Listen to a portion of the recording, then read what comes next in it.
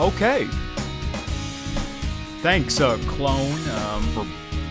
Sounds like he's breaking up. Well, I did that on purpose. I'll tell you why. First of all, hello, welcome to another episode of KSN, a special Saturday edition. And if you saw my short from the other day, I was supposed to come back on Friday, but I decided not to. I decided to come back on Saturday because I did not have much time on Friday. Well, Saturday, turns out, I also don't have much time. It is actually after 4 a.m., believe it or not. Yeah. If you don't believe me, look. So you're probably wondering, what? Why are you now recording your episode after 4 a.m.? Well, if you saw that short, the MVP on this channel, 5Tayer, and I did a call that somehow lasted over 3 hours of us talking about mainly his favorite score bugs. He would show his presentation, PowerPoint. I didn't thought it would take this long. I thought it would take like maybe over an hour, hour and a half, the most. But no, it took over 3 hours. I mean, we really got into it. So you're going to see that tomorrow. A giant special Sunday edition. Just me and him talking about score bugs. Today's score bugs in general. So if you're into score bugs, then that episode's for you.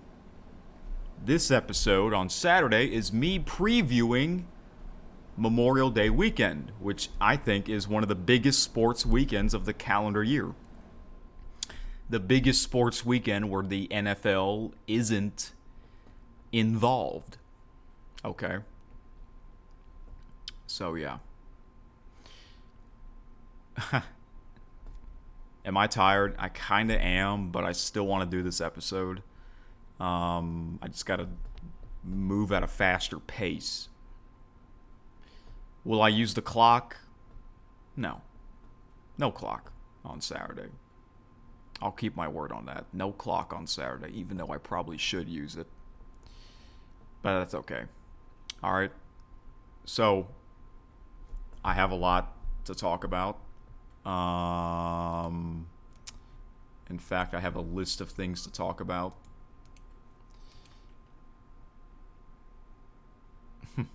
Probably should have done the call with 5Tayer on Saturday night, but I have my own thing going on Saturday night, so yeah, oh well. So yeah, I'm recording back-to-back episodes on the same sitting, same shirt. By the way, this shirt that I'm wearing, this is called Bare Knuckle Fighting Championship, BKFC. It's basically my favorite ring sport. Yeah, I follow that. It's bare knuckle fighting. It's basically extreme boxing. And I know I never really talk about that, but that was what I was watching last night. And it ended after 11:30 p.m., which is why 5Tayer, our call was kind of delayed until around midnight. And then it lasted until after 3 a.m. And then I got hungry, wanted to eat something, and then here I am. So, all right, let's get into this. So, I think I mentioned this in the last episode, that I did a video of me watching the Preakness Stakes, but then I said that I accidentally deleted it. Well, it turns out I actually uploaded the video on KSN. I just never released it because I thought, well, maybe it's better if I put this on KSN episode. So yeah. So I'm going to play that right now. Here is the video of me watching the Preakness Stakes. It is a race that is unique for the All right, guys. A story about to be Watching the 151st Preakness Stakes. The on Sunday, the day after. Yep. I wasn't able to watch it live because I went out with my family, parents and brothers. Part of my birthday celebration. Yeah. So I'm like, all right, I'll watch it on Sunday on Peacock, because you can do that. You don't have to watch everything live. You know, if you have these apps, you're able to access them on demand. So that's what I did. Last year, I watched the Kentucky Oaks on Saturday, and I watched the Kentucky Derby on Sunday. So just one day later. All right. So, yeah. I know this year's Preakness is different because they're not at Pimlico. They're renovating that racetrack. Yeah.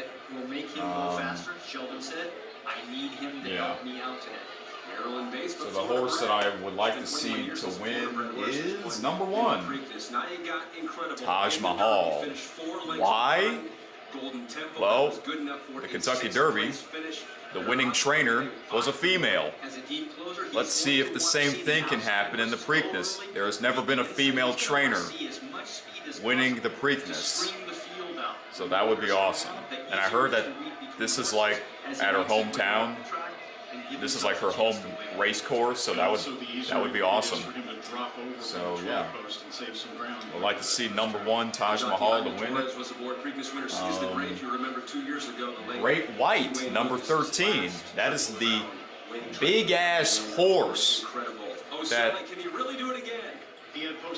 had that weird moment right before the Kentucky Derby race and was scratched at the last second. So he gets a second chance in this race. Well, we saw what happened with Great White at the Kentucky Derby, where he reared up behind the starting gate and just tipped over. I talked with his trainer, John Ennis, number 1, this week and asked him if he had again, a plan, and he said that he would just like Renegade at the Derby, I picked that horse. That was the horse that I was rooting for, and I'll be rooting for number 1 again. So, yeah, let's go. He's also a very impatient horse, like an impatient I got this at the St. Patty's Day parade, believe it or not. And I might as well bring this with me to Evangeline Downs in Opelousas. Yes, I'm planning on going to that on May 30th. Just under 2 weeks. That'll be exciting. I haven't been there since 2019, almost 7 years ago. And they didn't want to get him stopped in the post parade. You saw in the post parade, he wasn't part of it. He left the post parade immediately. All right. All right, guys, how about Iron Honor? Trainer Chad Brown skipped the Derby with Iron Honor to run in this race. Yes, he's got to obviously step up. Let's see how Great White runs. That big-ass horse. That's like the biggest racehorse I've ever seen. Crazy. Hopefully that doesn't happen again, where he rolls over. Like, if that happens again, damn. What a thrill 2 weeks ago. Will it happen once again? Riley, you know what? I'm wondering, why wasn't Mike Tirico there? Because, you know, he's the host, right? He's usually the host of the Kentucky Derby, but he's usually the host of the Preakness as well. And back when the Belmont Stakes was on NBC, he would also be the host of that. So I'm wondering why he's not there. I think it's because this is not the same racetrack. That might be why. I mean, they never said anything about Mike Tirico on this broadcast. Here we go. This is quite different. Not as exciting, but I still want to watch it. And this is always around my birthday, so that's what's really exciting for me. My birthday's on May 19th. Sometimes my birthday will be on a Saturday, which is always the same day as the Preakness. Taj Mahal is the favorite in first place. Where's Great White? Don't tell me Great White's in last place. Iron Honor. His logo looks like similar to the St. Louis Cardinals logo. The hell we did. That's a funny name. The hell we did. This horse's name is Andy Mayan, I think. That's how you pronounce it.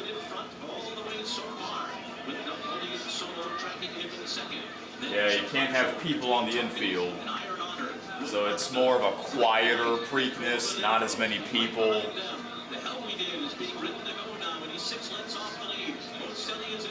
He's still got like 11 horses. Let's go, Taj Mahal. Number 1, let's go. Oh, the gray horse passed it. Napoleon Solo. Okay, will we have another close finish?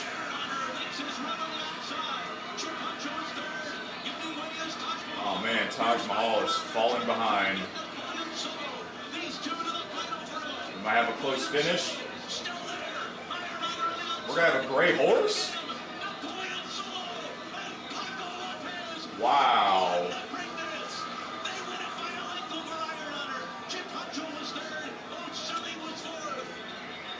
That logo looks like the National Discovery logo. That golden square.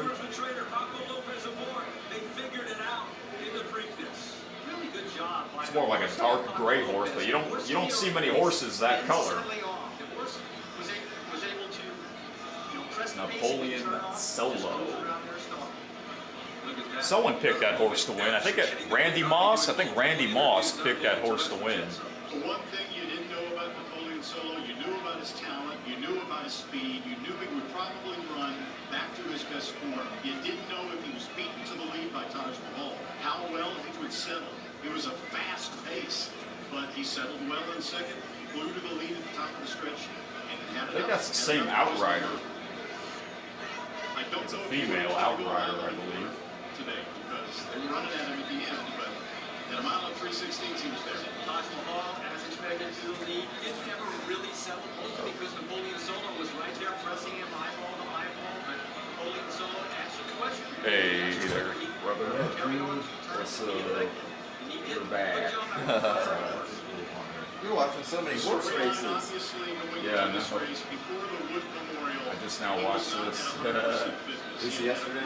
Yeah. He had missed a workout. He missed the Pretty good race.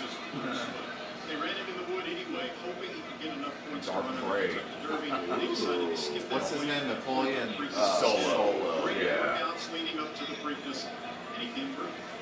He's standing by with a winning trainer. Like Solo Sokoa. Congratulations, Solo. He's got a lot of people that he's got to say hello to. And congratulations, because we know that this is a team effort, getting a victory in the Triple Crown race on his debut. Can you share with us, is this your entire team, Chad? So, yeah, West Coast matchup. Yeah. The country all over the world. Nice. You know, it takes a team to get this done. I mean, we've had everything go wrong this 3-year-old year, and we just kind of stayed the course and stayed the course. You know, we had a lot of critics out there that told us to just shut up, and we just kept with it. And That was my brother, by the What did way. he say to the critics today? Al Gold, the owner, with us as well. just shut up. For you, though, She you said picked. earlier to me today She picked the that hell this we is a did. dream. This is why you're in Because she it. said, Just "I like the describe this moment, name." what it means for you to take down the Preakness. Look, I mean, when you come here having zero experience whatsoever, I was just a kid growing up with my dad and my brother going to Belmont, breakfast at Belmont with Mary Ryan and watching the horses train. So to come here with a horse that Mr. Gold allowed me to pick out for $40,000 and get the job done on a stage like this, it's just unbelievable. And I'm glad we kept the Triple Crown alive for Chuck Simon. Sure, he got the Derby, we got the Preakness. Let's get it done in the Belmont. Chuck Simon, who passed away, Sheree DeVoe, also talking a lot about Chuck Simon. What do you got to say about your trainer, Al? He's the best. He's the best. He wanted this. This is his dream. He loves the game. And I'm really happy for him. Champs, nice things. Al Gold. It's awesome. It's awesome. I think no cursing today. No, I don't know if we have the bleep button, but I'll talk to you in the winner's circle, my friend. Congratulations. Let's get to Donna. Paco Lopez is from Mexico. You started riding there when It's you were Donna 14 Brothers' years last old. Preakness. And you came here nearly Is this 20 her years last ago. televised You won over 4,000 horse racing event? races, but this is your first win in a Triple Crown race. Can you talk about what this win Man, means it's to not you? going to be the same without her. I'll say that. and racing like that, that was a big thing. And usually pick it up the right horse. You got the logo on the horse's head, and then just or whatever you call that thing on the horse's head. Now Paco, and he's right. Your grandfather meant the world to you. You rode horses as a child with your grandfather, and he said you were going to be a great jockey before you knew what a jockey even was. After every race, you thank your grandfather, who's no longer with us. What would you say to him right now? He's probably listening. No, she passed away a long time ago, and then he told me when I was a little kid, like 5, 7 years, he said, hey Paco, you be a great jockey. I don't know it was a jockey. That I know was Stevie Thomas, and then finally I did, I come to jockey, I don't know how, maybe she's right, and then I come into America and started the tour race, and I'm doing very well. It helps to have someone believe in you, right? Yeah, I'm pretty sure I took and the guy thing I got everything. My grandpa, he told me all the time, using the greatest jockey. That you're the greatest jockey. Well, right now, you're the greatest jockey who just won the Preakness Stakes. Congratulations. I wish. I have the great horse in the race this time for this moment. That helps. Well done. Guys. Well done, and no one else being in that winner's circle as a jockey, except for Paco Lopez here in just... There were a few others that weren't there. Mike Tirico wasn't there. Eddie Olczyk wasn't there because of the hockey game, which I will watch after this. Yeah, I recorded it. I did not get spoiled. Best known as the trainer for a horse back in the day called Mind. Thankfully, I did not get spoiled. Who he stretched out successfully a couple of times. Did a great job with him. I can just skip through the commercials. And fantastic moment for Chip. Rebecca Lobo, is that her name? No, Rebecca Lowe. She wasn't there. Interview probably in shock. Still in shock. He's talking about Al Cole, the owner. Yeah, there were a few that weren't there from the Kentucky Derby. He says about his owner and Al Cole, but you got to do some digging to get there. So once you do some digging, he says he gives some opportunities to some people that maybe others wouldn't give opportunities to. Oh, Chad had an opportunity. He seized it. Now he's in the winner's circle. yeah, I'll just find something. Paco Lopez headed to the winner's circle. Chad Summers going to the winner's circle. All right, y'all. So Unique Preakness Stakes. that's it. Midway between Baltimore and Washington, D.C. Stretch run, Iron Otter. Yeah, it's only going to be like this for this year. Belmont Stakes, will I watch that? I usually do, but it's just not. It's not as good as NBC's coverage. You know, Fox has it. It's not the same people. You know, so I mean, I'll still watch it. Paco Lopez realizing he's done it. He has won a Triple Crown. All right, y'all. See you Tuesday. Next episode of KSN. And yeah. All right. Say bye, horse. The Preakness Stakes on NBC is brought to you by Bye-bye. Goodyear. So there you have it. Me watching the Preakness Stakes race. I originally was going to release that on a separate video, you know, like the Kentucky Derby, but it was like a last-second decision. I'm like, you know what? I might just put this on KSN, and then I thought I deleted it by accident, but it turns out I didn't because I already uploaded it to this channel. So there you go. I know that was like a week ago, but hey, better late than ever, as they say. So, all right. Got a lot to talk about. First, we're going to start. Not going to use the clock, but I am going to try and go fast because it's 4:30 as I speak. Yeah. So, I'm sure you guys know. We're going to start off with the very sad, shocking news from NASCAR. I'm sure most of you have heard the news by now.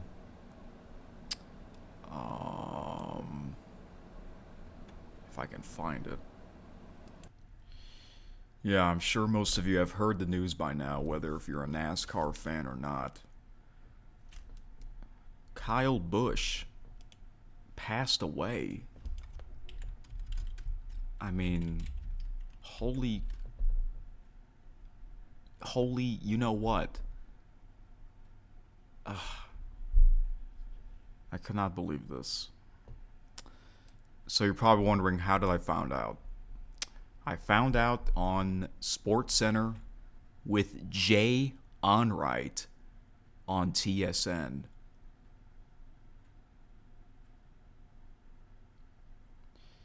Because, you know, NASCAR is not really talked much about. You know, in general, NASCAR isn't really getting a lot of attention. This weekend is a big one, though, the Coca-Cola 600. But I'll get into that a little bit later. But this is about Kyle Busch. This is shocking. It's one of those, oh my gosh, one of those unexpected deaths, man. This reminds me of Bray Wyatt. When Bray Wyatt died in 2023, he was like only, 37? The difference is, I know it's probably weird that I'm comparing people's deaths, but, you know, Bray Wyatt, when he passed away, he wasn't seen on TV. For Kyle Busch, he was seen on TV last week. Yeah. He won a race. Was it one of the NASCAR truck races, I think it was, last weekend? Yeah, he's still, at the time, active race car driver.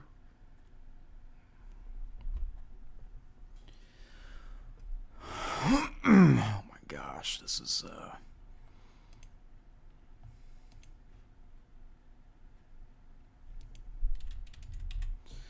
I don't know what to think, man, but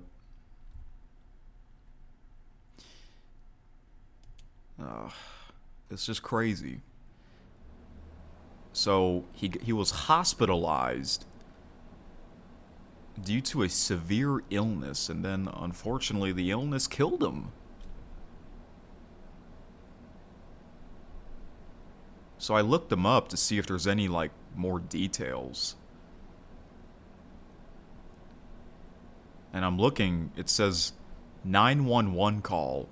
Kyle Busch coughed blood day before his death. Wow. See, the other night, I didn't know about that. That information wasn't given out at the time.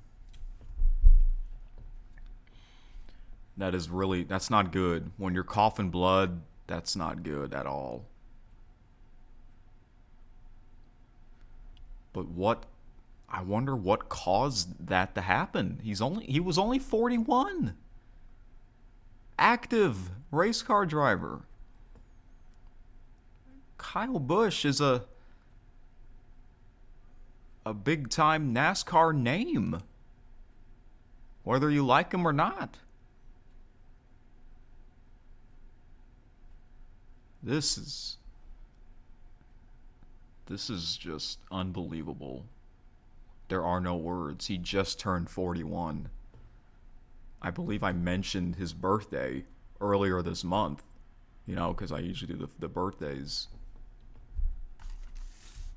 This is just, wow. And I'm not a big NASCAR fan, but back then, there was a time where I got into it over 10 years ago. Kyle Busch was one of my favorites. He was known as driving the M&M's car, number 18. Sometimes he changes it to the Skittles, but it's mainly M&M's.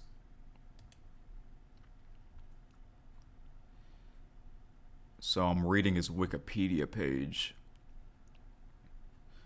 On May 21st, 2026, Busch's family announced that he had been hospitalized with a sudden and severe illness, which forced him to withdraw from the upcoming 2026 North Carolina Education Lottery 200 and the 2026 Coca-Cola 600 at Charlotte Motor Speedway. And then he died later that day at the age of 41. I mean, what? Then it says, at the time of the announcement, the cause and nature of Busch's illness had not been disclosed.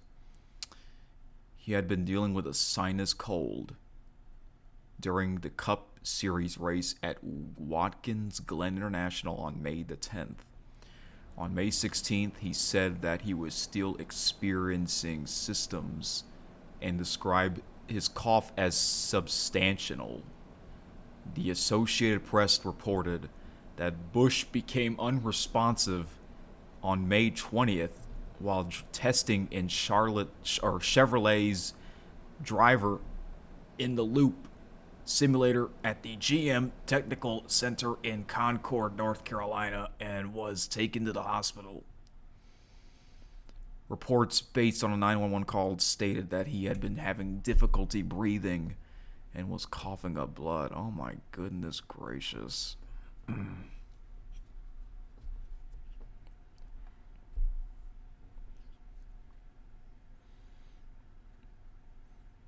This is like Eddie Guerrero when he passed away. He was an active WWE wrestler. That was a very sudden death. Same with Kyle Busch. Oh my gosh. That is a big loss. You know, what was it, like 2 weeks ago? We lost 3 legends for baseball, mainly the Atlanta Braves, New York Yankees, John Sterling, Ted Turner, and Bobby Cox. You know, it happened in threes. The reason why I'm bringing that up is because those guys, they lived their lives. They were in their mid to late 80s. Kyle Busch was only 41. It was just more shocking, you know. NASCAR is going to do a big tribute to him. They already did at the Carolina Hurricanes game 1 in the hockey game. I mean, this really is a big weekend for Carolina, North Carolina.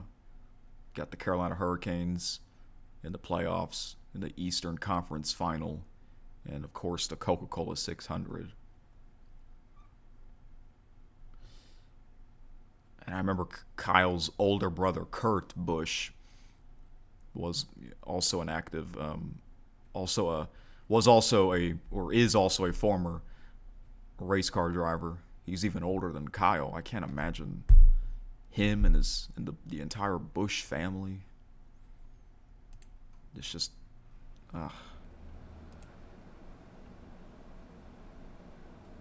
the Indy 500 might do something, a tribute to Kyle Busch, even though Kyle, he never competed in IndyCar. He's always been a NASCAR driver. That happened with Bray Wyatt. Bray Wyatt was always been with the WWE, but AEW, they did a tribute, or a little tribute at the beginning of their show to honor Bray Wyatt. Indy 500 is probably going to do the same thing, even though Kyle Busch never competed in IndyCar, just like Bray Wyatt never competed in AEW. I know I'm weird for comparing people's deaths, but hopefully that doesn't get me in trouble. But that is so sad, man. It's just unreal. It's like, he's gone? He's gone, man. Well, he's up in heaven with Greg Biffle. And I actually never mentioned Greg Biffle's passing.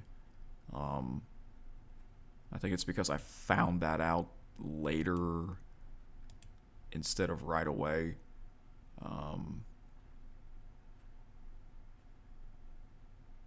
Yeah.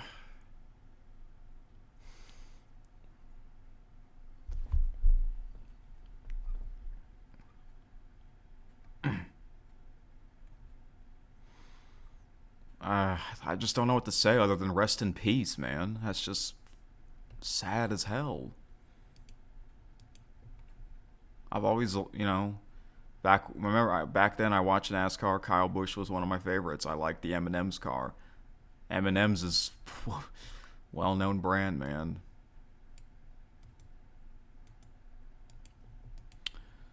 All right, so we'll now get to the Coca-Cola 600. I mentioned not a big NASCAR fan, but before Kyle's passing, I was thinking about watching the NASCAR's Coca-Cola 600, but now after this shocking news, I might as well tune in. It's on Amazon Prime. It used to be on Fox. I remember back then it was on Fox. Yeah, I might be able to watch it. Yeah, they're obviously going to do a tribute to him. And this is a big race, too. Coca-Cola 600 is a huge, huge race. So, let me see who's in it. I know there's a few active NASCAR drivers that are still in it that I remember from back in the day. Let's see here. Who won it last year? Ross Chastain. Yeah, there's a lot that I've never heard of. One of my old longtime friends, his name is Hamza, who was seen in a KSN episode twice. He's a pretty big NASCAR fan. He kind of got back into it. I forgot who his number one favorite race car driver is. So, let's see. I'm looking at the names. Okay, I remember Kyle Larson, Chase Elliott, Ricky Stenhouse Jr., AJ Allmendinger, Austin Dillon.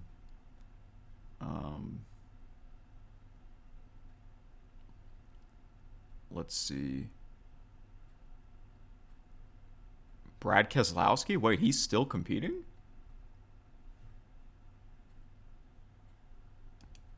Huh.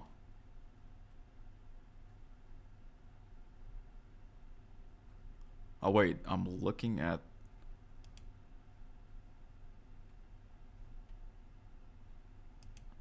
Here we go. I'm on the wrong page. Excuse me.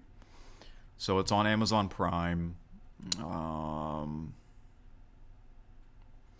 Who are the announcers? Adam Alexander, Dale Earnhardt Jr. He was one of my favorites. And Steve Latarte. Let's see who's in it. We have a total...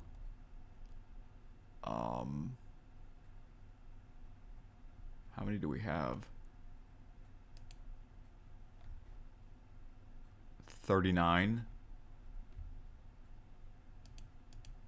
Okay, so the ones that I remember: Austin Dillon, Kyle Larson, Brad Keselowski, Chase Elliott, Denny Hamlin, AJ Allmendinger, Joey Logano,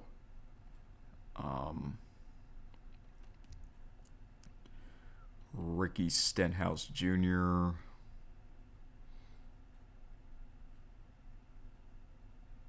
that's about it. Yeah, there's like a few left that I remember from over 10 years ago. I guess my favorite is Denny Hamlin. Yeah. 600 miles in Charlotte. How many laps? 400. Wow.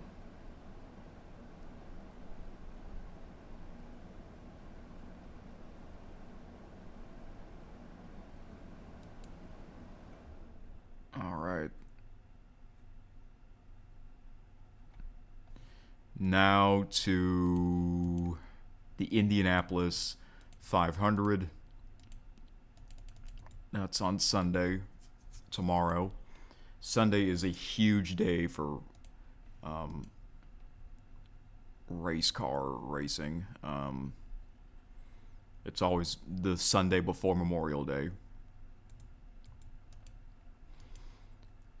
And I usually get into the Indy 500 more than the NASCAR race.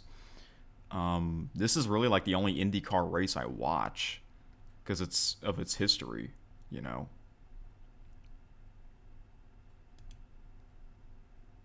So, let's see here. It's on Fox. Last year, it was the first Fox broadcast of the Indy 500. Before that, it was on NBC, and then for a long time, it was on ABC. And all week, I put on old IndyCar races in the background, just for the heck of it, you know, because it's a big event coming up. That's what I did to WrestleMania, NFL Draft, you know, the Kentucky Derby, Preakness Stakes, and now NASCAR, IndyCar, the Indy 500. I would like to watch an old Indy 500, but obviously it's not going to be. I'm not going to be able to do that before this year's Indy 500. But there's a chance, and I might still be able to watch an old one. And yeah, I guess I'll record my reaction because of its history. We'll see. I can't guarantee it. I'm not Joe Namath, okay? So, but Indy 500, I am familiar with a lot of their, quite a lot of the history. And I'm familiar with some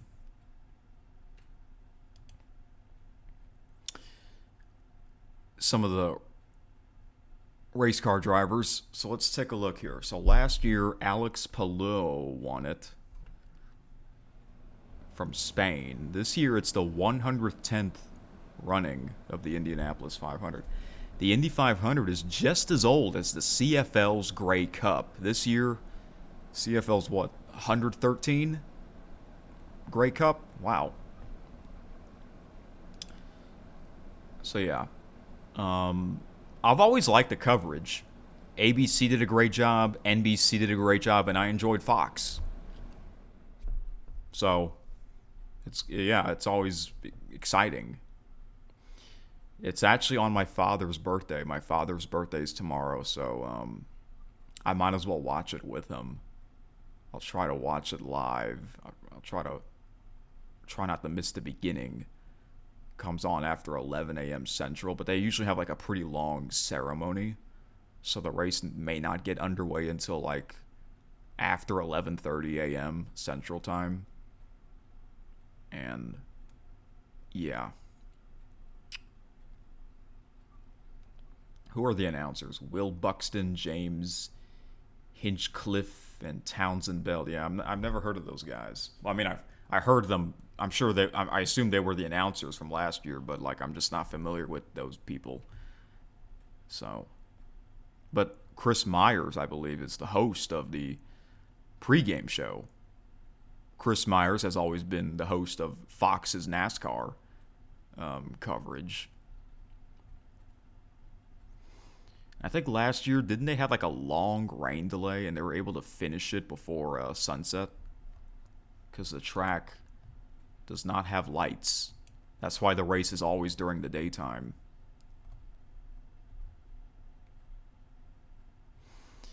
So let's see who's in it. The entry list here. I'm just going to name the ones that I remember. Joseph Newgarden, he won 2023 and 24 back-to-back.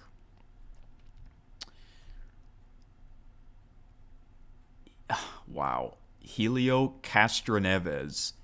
I can't believe this guy is still in it. He's 51 years old. And his birthday was earlier this month, and I mentioned his birthday. I can't believe it. He's still in it? That is crazy. Going at that kinds of speeds for his age. Holy crap. He's won this before. He's a likable guy from Rio. Okay, got last year's runner, Alex Palou. I'm just naming the ones that I remember. Alexander Rossi.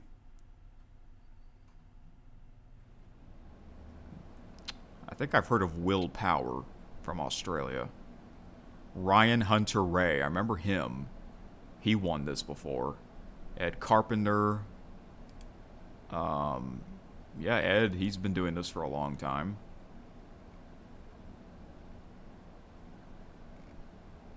And that's all I can remember. But this is a worldwide event. There's someone from Netherlands. We got someone from Japan, Sweden, Germany, Great Britain, Denmark, Norway, France, Mexico. Yeah, this is a worldwide event. I mean, this is huge. And the Indy 500 has like one of the best trophies in sports. I think so. Also, you know what I watched? I watched the Oscar Mayer Wiener 500 on YouTube. Look that up. It's funny. It's silly, but that was their second edition of that. Last year was their first ever having those Wienermobiles racing on that giant track. It was pretty funny. Yeah, that's on YouTube. So, yeah. Who I'll be rooting for? I don't know. I guess Helio Castroneves. He's 51 years old, for Pete's sakes. If not, I would like to see an American win it. Why not? Because we're approaching America's 250th birthday. Maybe, Ryan Hunter-Reay. He hasn't won this in quite some time. Or maybe an American that has never won this before. Is there a female in this? Back then, Danica Patrick, she was in this. Oh, we do. We got Catherine from Great Britain. Wow, she's 45. She's getting up there. She's in this? That's amazing. It's always interesting to see a female running in the biggest race. So, yeah. Now, you know how the Indy 500, the Coca-Cola 600 are always on that same day? Well, there are drivers that have ran in both, competed in both the Indy 500 and the Coca-Cola 600 on the same day, which is always amazing. Such as Tony Stewart. I remember Tony Stewart. He would compete in both. Let's see here. Does it have the...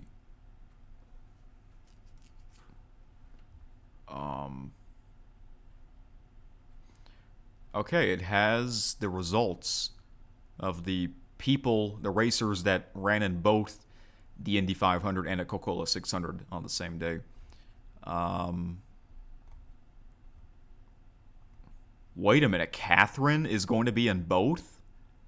The British racing driver, the female British racing driver, she's going to be in both? Are you serious? Last year and the year before, Kyle Larson was in it.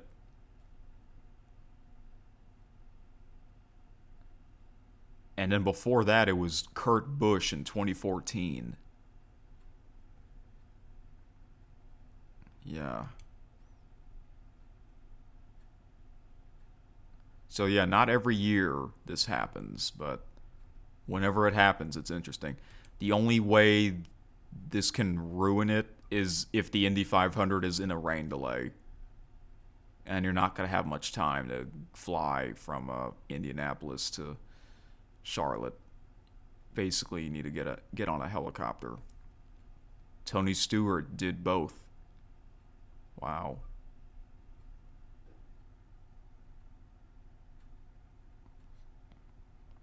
That's amazing. It's really the biggest racing day. All right, there's also another big race, and that is called the Formula One Canadian Grand Prix.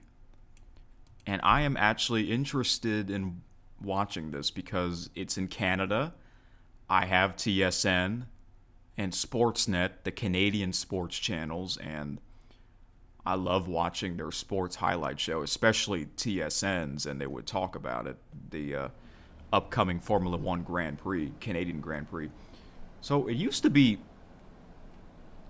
they used to have a Formula One Grand Prix somewhere else. I think it's in Monaco, early in the morning before the Indy 500, but I guess now they don't do that anymore. It's now the Canadian Grand Prix. So this will be on, they'll have this after the Indy 500 and before the Coca-Cola 600. I'm interested to see what the Canadian Grand Prix looks like. So I would like to watch it live if I can. I mean, I'm not a big car racing fan, but this looks interesting. The Canadian Grand Prix. They first held it in 1961. Formula One has gotten really popular. Okay, so there's 70 laps. Okay. The races are not that long compared to the Indy 500 and the Coca-Cola 600. So I'm not really familiar with any Formula One drivers. I'm familiar with Max Verstappen because every time I watch a Formula One Grand Prix race, he's always like in the top 5, meaning he's that damn good. He won the Grand Prix, the Canadian Grand Prix in 2022, 23, and 24, 3 years in a row. Well, I have a cousin who is actually a big fan of Formula One. And I think she'll watch it. Well, she lives in the Philippines, so she might not be able to watch it live. Philippines is like 12 hours ahead of my time. But she mentioned her favorites. And last year there was a Formula One movie. I've never seen it though. I only saw the trailer. So she likes Charles Leclerc from Ferrari and Kimi Antonelli from Mercedes. Are they in this?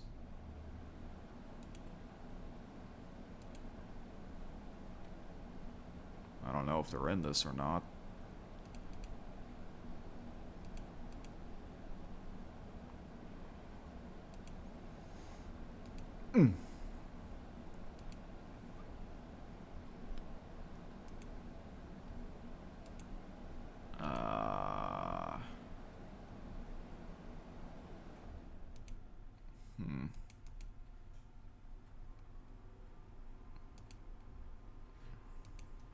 I can't find it. Well, maybe I can if I search it.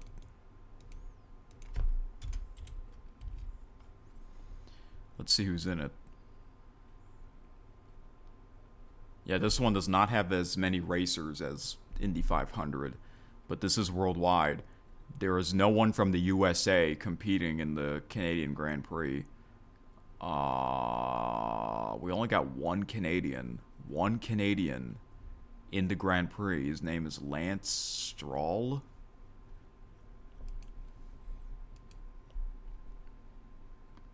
Oh, Charles Leclerc is in it. He's from Poland. Or no, he's from Monaco. And Kimi Antonelli is from Italy. He's also in this. All right, I'll keep my eyes on those two drivers, and I guess I'll let my cousin know that I will or I have watched the Canadian Grand Prix.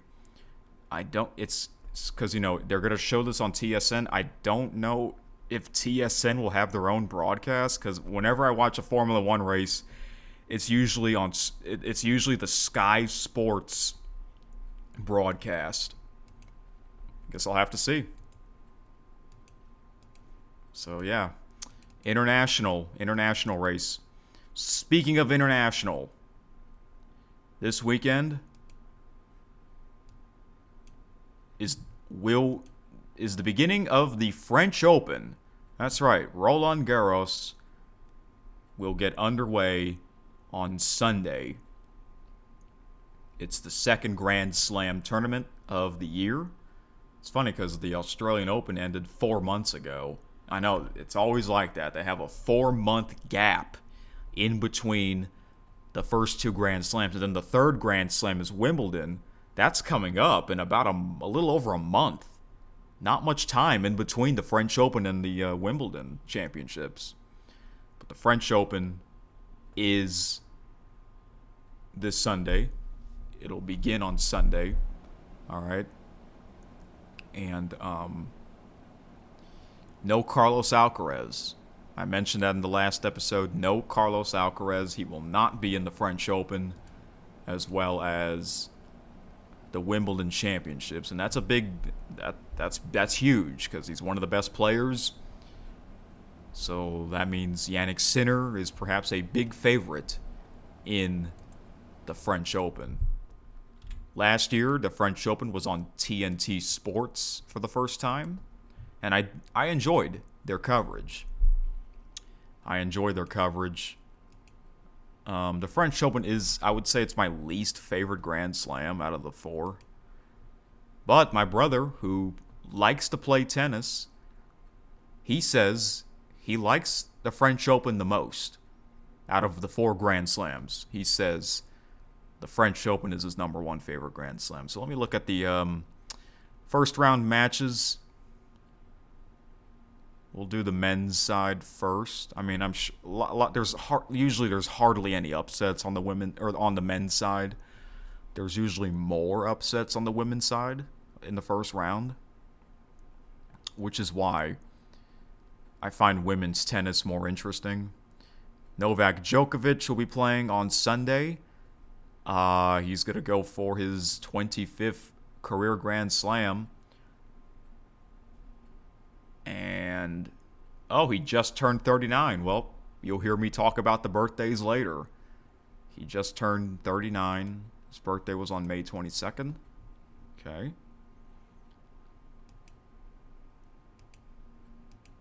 And then those are Sunday's matches. Monday, we got Stan Wawrinka, an old player who will be retiring after the end of the season from Switzerland.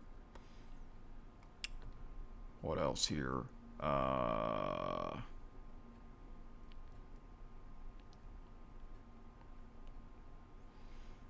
Ben Shelton will be in action. The American player, Lerner Tien, Brandon Nakashima, Yannick Sinner, Marin Cilic. I'm just naming players that I know. Francis Tiafoe, Alex de Minaur. Did he get married to Katie Boulter? Or I think they're still engaged. I don't know. Daniil Medvedev's ranking has gone up. His ranking was dropping. Casper Ruud, who was in the runner-up in 2023, his ranking dropped, I think. Okay, those are the men's singles, so not really any exciting matches on the men's side. The women's side, there's usually a couple, because the rankings change more on the women's side. So, if I do watch tennis this weekend, it's mostly women's matches. All right, I'll just say that. Because there's usually a few upsets. Usually at least one top 10 player gets eliminated. So Aryna Sabalenka is the number one seeded player. She is the favorite to win this. Who won it last year? Was it Coco Gauff? Did she win it last year? I honestly forgot. I know Sabalenka was in it, but I don't think she won it. I think she lost in the final last year. Let's see here. Oh, here's an interesting one. Iva Jovic against Alexandra Ela, the American against the Filipino. I'm half Filipino, by the way, so I'll be rooting for the Filipino. Jessica Pegula, the number 5th seed, will be in action. I hope she wins a Grand Slam. I think she's the best female player that hasn't won a Grand Slam yet. And I think the best men's player that hasn't won a Grand Slam yet is Alexander Zverev. Yeah. I hope those two win. I hope those two win a Grand Slam. Jessica Pegula, her father is Terry Pegula, who owns both the Buffalo Sabres and the Buffalo Bills. Unfortunately, the Buffalo curse continues. Maybe she has that Buffalo curse in her. She's a great player, a fantastic player. She goes deep into the tournaments, but she gets knocked off. She gets eliminated in like the quarterfinals, semifinals, you know. Same with Alexander Zverev. They'll go far, but they just can't win the big ones, you know. Coco Gauff will be in action against Taylor Townsend. Townsend is a well-known doubles player.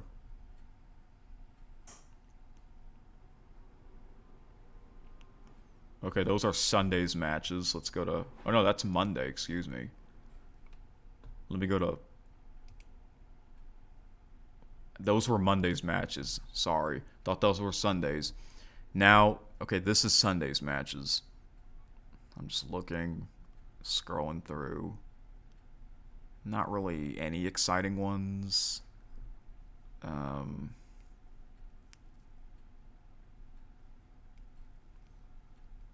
Sophia Kenin, Emma Raducanu. Now Emma and Sophia, they would get eliminated early. It's like, what happened?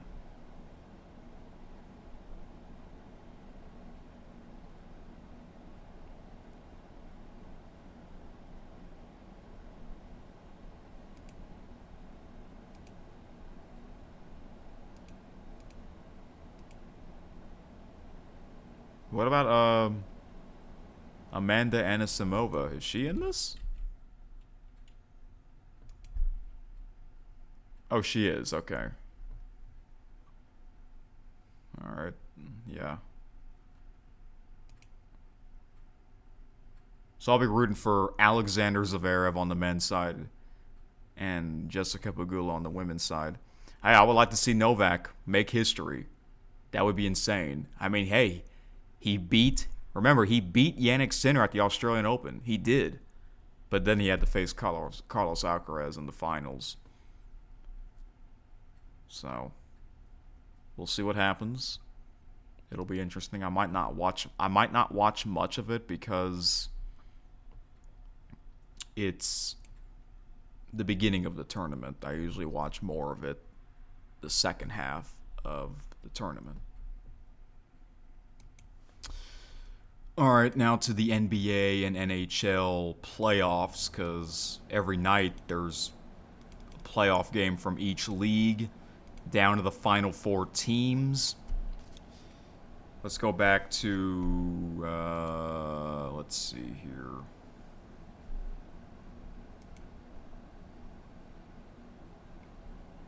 Okay. Let's go back to Thursday, I think. And we'll do the NBA first.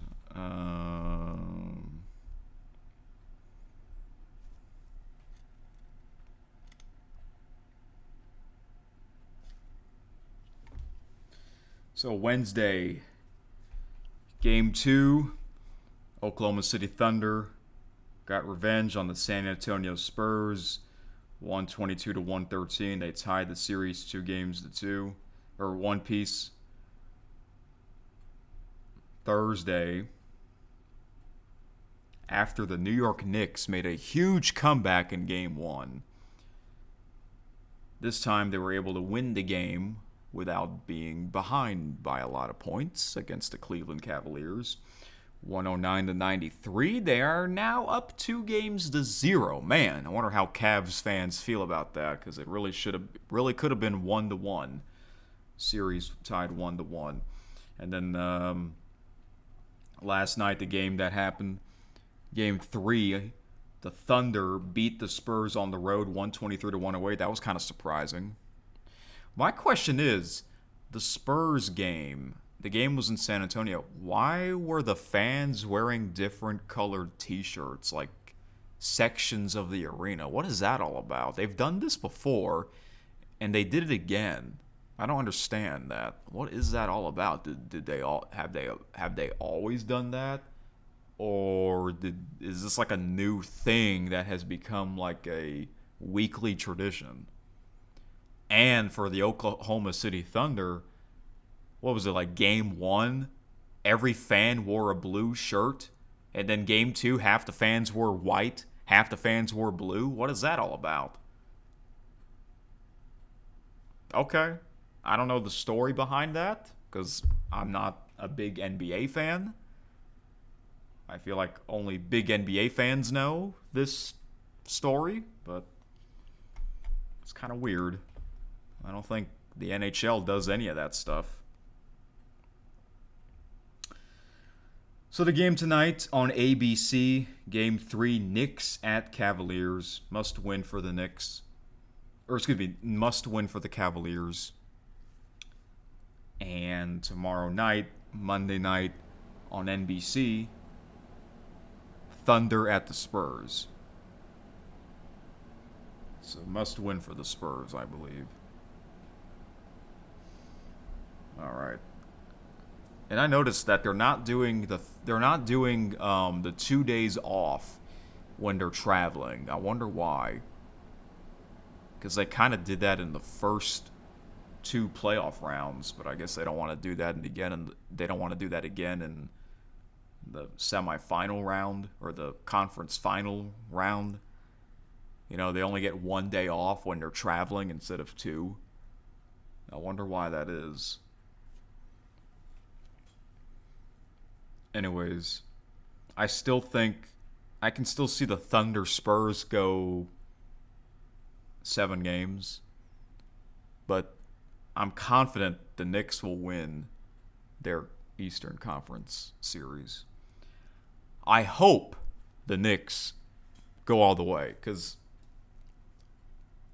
they really could have gone to last year's finals, but they might go to this year's for sure.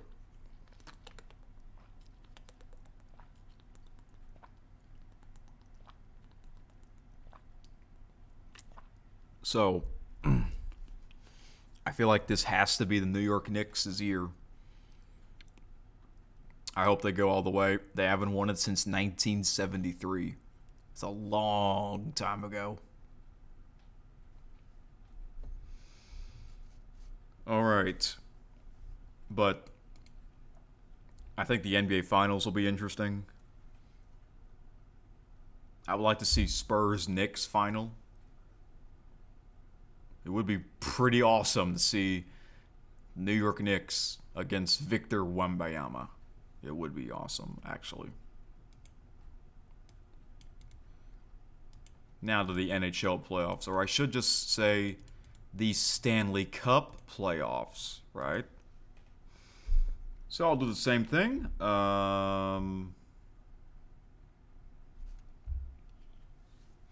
Let's go to Wednesday. Game 1, Vegas Golden Knights at the Colorado Avalanche. Golden Knights won 4-2 on the road. Take a 1-0 series lead, and they also won Game 2 last night. I think I said this before the series began. I think I said that I think I can see the Golden Knights pull this one off somehow and go to the final. Well, so far it looks like it's heading that direction. And the East Final, the Montreal Canadiens at the Carolina Hurricanes, Game 1.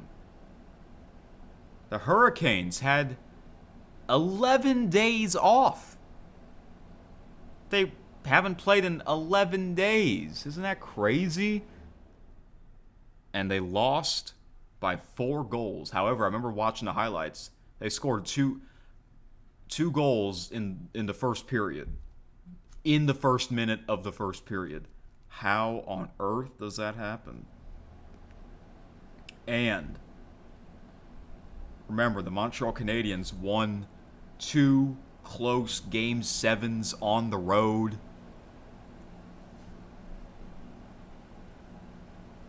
Okay, so the Hurricanes and the Canadiens both got a goal each in the first minute of period number 1. And then the Canadiens scored 3 more goals after that to make it 4-1 after the first period. That is insane. What the heck? The Canadiens, they barely beat the Buffalo Sabres. They barely got past through the Sabres in that Game 7. And here they went on the road, took care of business, had Carolina, and the Hurricanes have a terrible losing record when it comes to Game 1 of the Eastern Conference Final. What the heck? That's insane. What was it, like 1-12 or something? 1-13? What the heck? Since like 2009 or something like that? I don't remember exactly, but it's like a horrible win-loss record for the Hurricanes when it comes to the Eastern Conference Final. Like, wow. What are they? Are they cursed or something? What happened? Did they go on vacation because they had 11 days off and they forgot to practice or something? Oh my gosh. Man, if the Canadiens win this series, that's crazy. I don't know what to think. It's like anything can happen in the playoffs. Somehow, maybe the Avalanche will win 4 in a row. I don't see that happening, but okay, that can happen. There's been so many surprises. The Canadiens-Sabres series, what was it, the home team only won 1 of those 7 games, and then all those 6 other games the visiting team won? I mean, that's crazy. Because home ice doesn't mean a damn thing. Vegas Golden Knights won both games on the road. Who knows, they might sweep the Avalanche. Because the Golden Knights will be hosting games 3 and 4. Man, this is a huge surprise. The Stanley Cup Final will be interesting. I'm hoping the team that... it would be cool to see the Canadiens win it all. I did say the winner of the Canadian Sabres series, that's the team that would like to see go all the way. So in this case, it's the Canadiens. And I know they've won the most Stanley Cup final championships, but it's been a long time since their last one. And it's also been a long time since a Canadian team in the NHL won the Cup. And I believe it was the Montreal Canadiens from 30 years ago. They were in it a couple years ago, but that was the COVID year, I think. No, that was in 2021. Well, 2021 is still a COVID year, just not as bad as 2020. So, before the conference final began, it looked like the Stanley Cup Final is going to be the Avalanche and the Hurricanes, but maybe not. It might be the Golden Knights against the Canadiens, and if that's the case, I'm all in for that. So tonight is Game 2 between the Canadiens and the Hurricanes on TNT. Big weekend for Carolina. Hurricanes play tonight. Coca-Cola 600 tomorrow night. And tomorrow night is Game 3 between the Avalanche and the Golden Knights on ESPN. And they're doing the same thing like the NBA. They're not having 2 days off when teams are traveling. Flying from Carolina to Montreal is a pretty long flight. Colorado to Vegas is not as far, but they're not getting 2 days off. They will in the Stanley Cup Final and the NBA Finals. So. And lately, I would put on both games at the same time because I have 4 TV screens. And that's what I did last night. I had the NBA game on mute. I had the NHL game unmuted. Okay, because I'm more into the Stanley Cup Final than the NBA championship. Or, excuse me, I'm more into the Stanley Cup playoffs than the NBA playoffs. And then on the big screen, I put on bare knuckle fighting because I'm into that. It's extreme boxing. It's brutal. Viewer discretion is advised. I'll just say that. But I'm into it. My big brother, and my father, they're also into it. So yeah, I have to put that on the big screen. So maybe I'll talk more about that in the summer. To the MLB. See, I haven't been following the MLB lately because of all the other events going on. That's the problem with the MLB. Their season is right in the middle of pretty much everything else, but oh well. But if you only watch MLB, if MLB is the only league you watch, you got nothing to worry about. So, I mean, I'm kind of like that with the NHL and NBA. I don't really watch much of the regular season games. I'll just wait until the playoffs. The standings here. Tampa Bay Rays, they've been winning a lot of games lately. The New York Yankees are now 5.5 games behind the Rays. But the Toronto Blue Jays are 11 games behind the Rays, so they got more catching up to do. The Rays have won 5 in a row. The Yankees have lost 3 in a row. And the Blue Jays have won 3 in a row. Garrett Cole came back for the Yankees. So it turns out the Yankees lost. Who do they play? Did they play the Blue Jays? Did the Yankees play the Blue Jays? No, they play the Rays. Ooh, that's a killer. That's a killer one for the Yankees at loss because that's a division rivalry. American League Central. Cleveland Guardians. Wow, they must be winning a lot of games lately. They're 31-22. They've won 7 in a row. 9 out of their last 10 games. A week ago, it wasn't like that. It was very close. Chicago White Sox, 26-34. Or 26-24. They're having a much better season. Minnesota Twins, 24-27. Kansas City Royals, 20-31. That was my pick. That was my surprising pick to win that division, but that's not going well. But they're not in last place anymore. It is now the Detroit Tigers. They're 20-32. Tigers have lost 7 in a row, and that's a damn shame. This team was in the playoffs last year. And Tarek Skubal's going to be having a surgery, I think. He's going to be out for a while. That's a damn shame. American League West. The Athletics, 25-25. This division's not that great. Seattle Mariners, 25-27. Texas Rangers, 24-26. Houston Astros, 21-31. And what the heck is going on with the Anaheim Angels, 18-34? This is a pretty weak division. National League East, the Atlanta Braves, they keep winning games, 36-16. That is the best record. They've won 4 in a row. The Philadelphia Phillies and the Washington Nationals are about 10, 11 games behind the Braves. Miami Marlins 23-29, and the New York Mets 22-29. National League Central, I think this still is the best division. Milwaukee Brewers. Wait a minute. Weren't the Brewers in last place not too long ago? Even though they had a winning record. 30-18. They won 4 in a row. They won 8 out of their last 10 games. St. Louis Cardinals, 28-21. Wow, they both passed your favorite team, 5-Taylor, the Chicago Cubs. Cubs are 29-22. The Cubs lost 6 in a row. Ouch.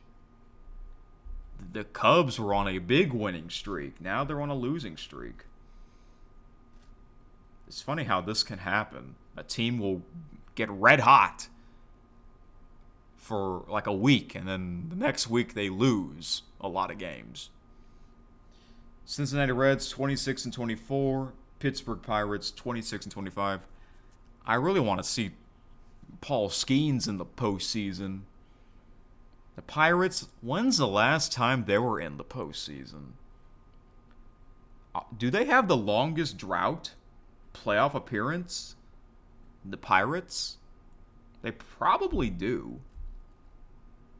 Or it might be the Angels. Angels, it might be them, honestly. National League West, LA Dodgers 31-20.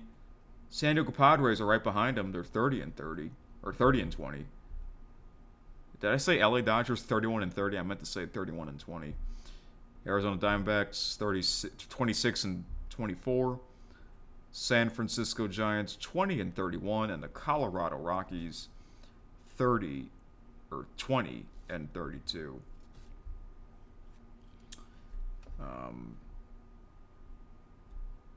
Hey, I know on Monday there will be a lot of day games because it's Memorial Day.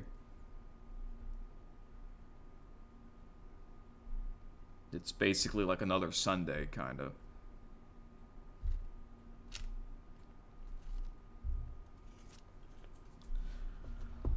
So, yeah, that's pretty much what I'll be doing, just checking the standings throughout the season. Now to the UFL. The United Football League, to be honest, I am kind of getting behind again on watching games. I haven't watched a game for almost a week until last night. I did watch a game last night. It was the Dallas Renegades against the Birmingham Stallions. Yeah, that's from, 13 days ago? Yeah, I know. I'm getting kind of behind. There was a time where I would watch a game almost every night, and then there was a time where I didn't watch a game for like almost a week. It's because of these other events going on. So I am kind of getting behind, so that's why I can't make my predictions, because I've always been behind.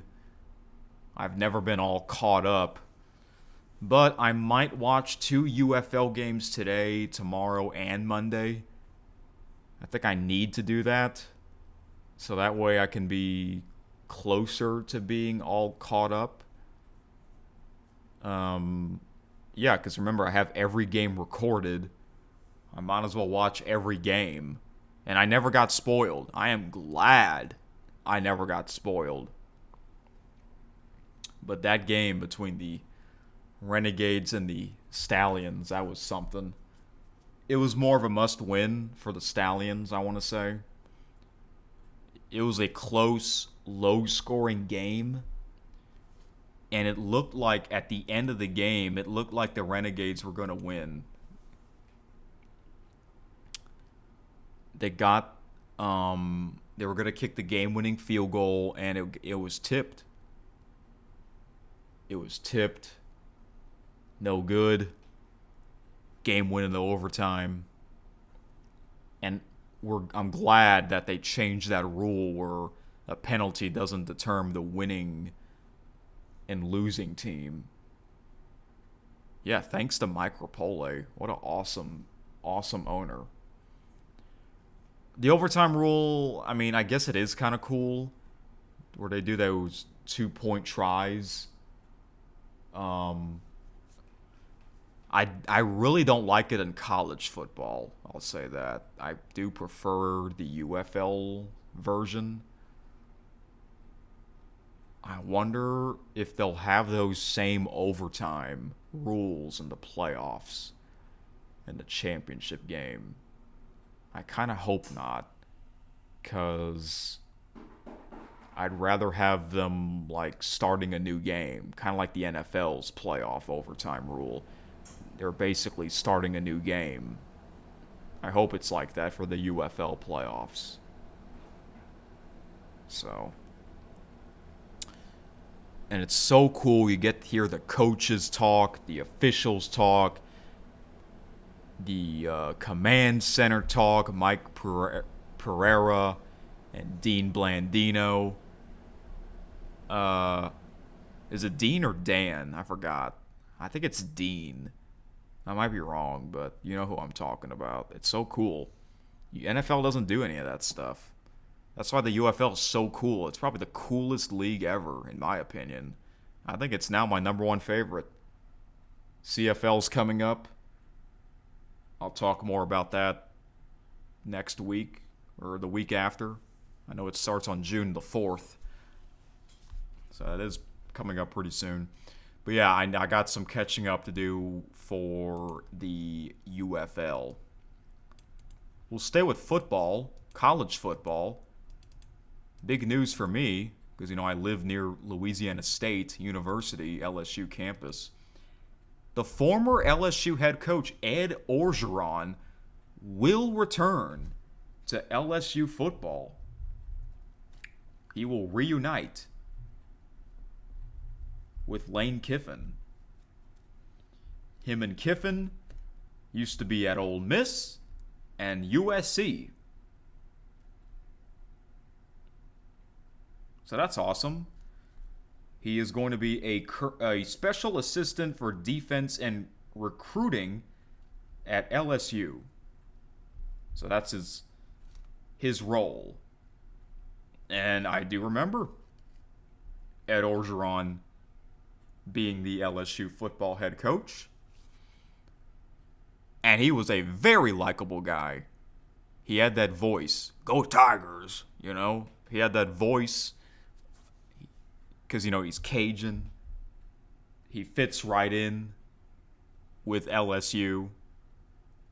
It was so dumb that they got rid of him in the first place. And I thought it was also kind of dumb when they got rid of Brian Kelly. That just shows you how spoiled LSU football fans are and the program is. And that's why I'm not a huge LSU fan. You think I would be, but I kind of used to be. Growing up. But this is kind of before I got to know more about this stuff.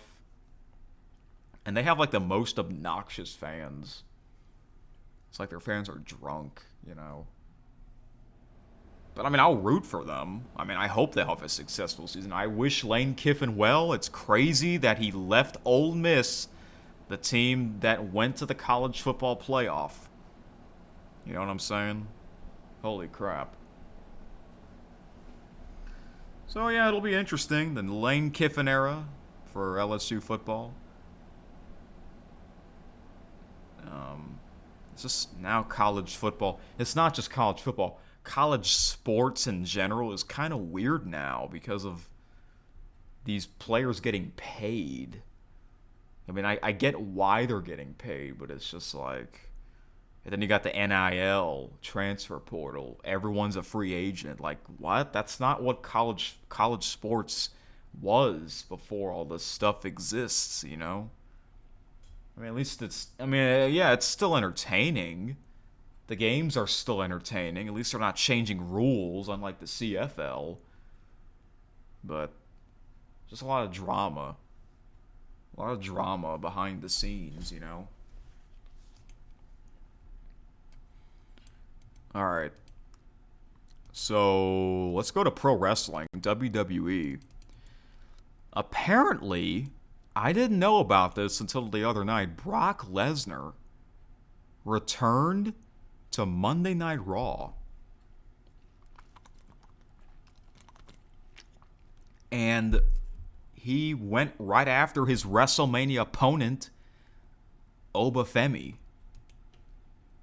And I saw a clip on Facebook of him attacking Oba, but I thought that was the old clip. I thought that was like a month ago, or over a month ago before the WrestleMania match. But no, it turns out that happened this past Monday night. Like, holy you-know-what. No, I'll say it. Holy shit. Holy shit. Yeah, that's what wrestling fans, they'll chant that. I mean, that really was a holy shit moment.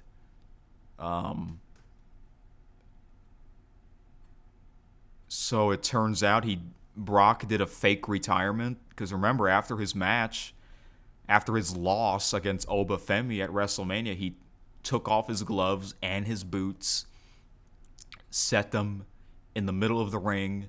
He waved the crowd goodbye, and then oh, that's it. No. He decided to come back a month later. And after his loss, I thought, no one expected Brock Lesnar to take off his gloves and boots. Because we all thought, okay, he might go on until SummerSlam because SummerSlam is in his home state, home city, or hometown, Minneapolis, Minnesota. And then after that'll probably be the end. Well, I guess that might happen for real now. I didn't thought Brock, if I thought Brock would make a return, I didn't thought it would be this soon. I thought it would be maybe in July, a month before SummerSlam. But no, he's already back. Am I glad he's back? Yeah. I do like Brock Lesnar. Although there was a time where I got sick of him being champion. But now that he's not champion anymore, yeah, I like him more. He is entertaining. He's 48. He's almost 49. He turns 49 in July. And he is in amazing shape. One hell of an athlete. Future Hall of Famer. He's one of a kind. There will never be another Brock Lesnar. Now that he's back, he's going to have a rematch against Oba Femi? I don't know. How can they have a rematch after their WrestleMania match? How can that match top their WrestleMania match? I don't think it can. I watched that match at WrestleMania. It was a great match. So, we'll see. We'll see what happens. I know WWE has some upcoming events. Clash in Italy in a week. But tonight is Saturday night's main event. Now, I haven't really watched any WWE since the SmackDown after WrestleMania. So I'm going to look up Saturday night's main event, the matches for tonight. Will I watch it? Well, it depends on the matches. It's on Peacock, and I do have Peacock. If I do watch it, it's not going to be live. I might watch it tomorrow. All right, they're going to be in Fort Wayne, Indiana. This is Saturday night's main event number 44, I think. Oh, it's got Penta, the current Intercontinental Champion. We got Penta against Ethan Page. I forgot who Ethan Page is.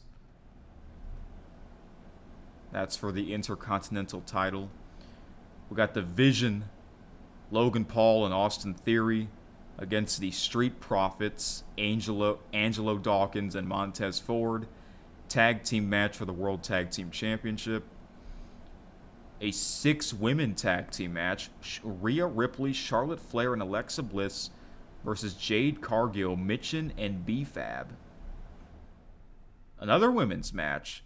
Becky Lynch against Sol Ruka. or Ruka. And the last match, I don't know if this is the main event. It's Paige and Brie Bella versus the Irresistible Forces, Lash Legend and Nia Jax for the Women's Tag Team Championship. So there's 5 matches and 3 of them are women's matches? That's interesting. Wow. Women's wrestling has gotten huge now. And I remember the women's matches at WrestleMania, people were complaining that they were too short. I agree. I thought they felt really short. So I guess they're kind of making up that at Saturday night's main event. I'll make my predictions. I think Penta will retain the Intercontinental Champion. I think the Vision will also retain the Tag Team Championship, the World Tag Team Championship. I think I gotta go with Rhea Ripley, Charlotte Flair, and Alexa Bliss winning the 6-women tag team match. I got Becky Lynch winning the wait, isn't she the current women's Intercontinental title? Unless if she lost it already. I don't remember that happening. I got her beating Sol Ruka. And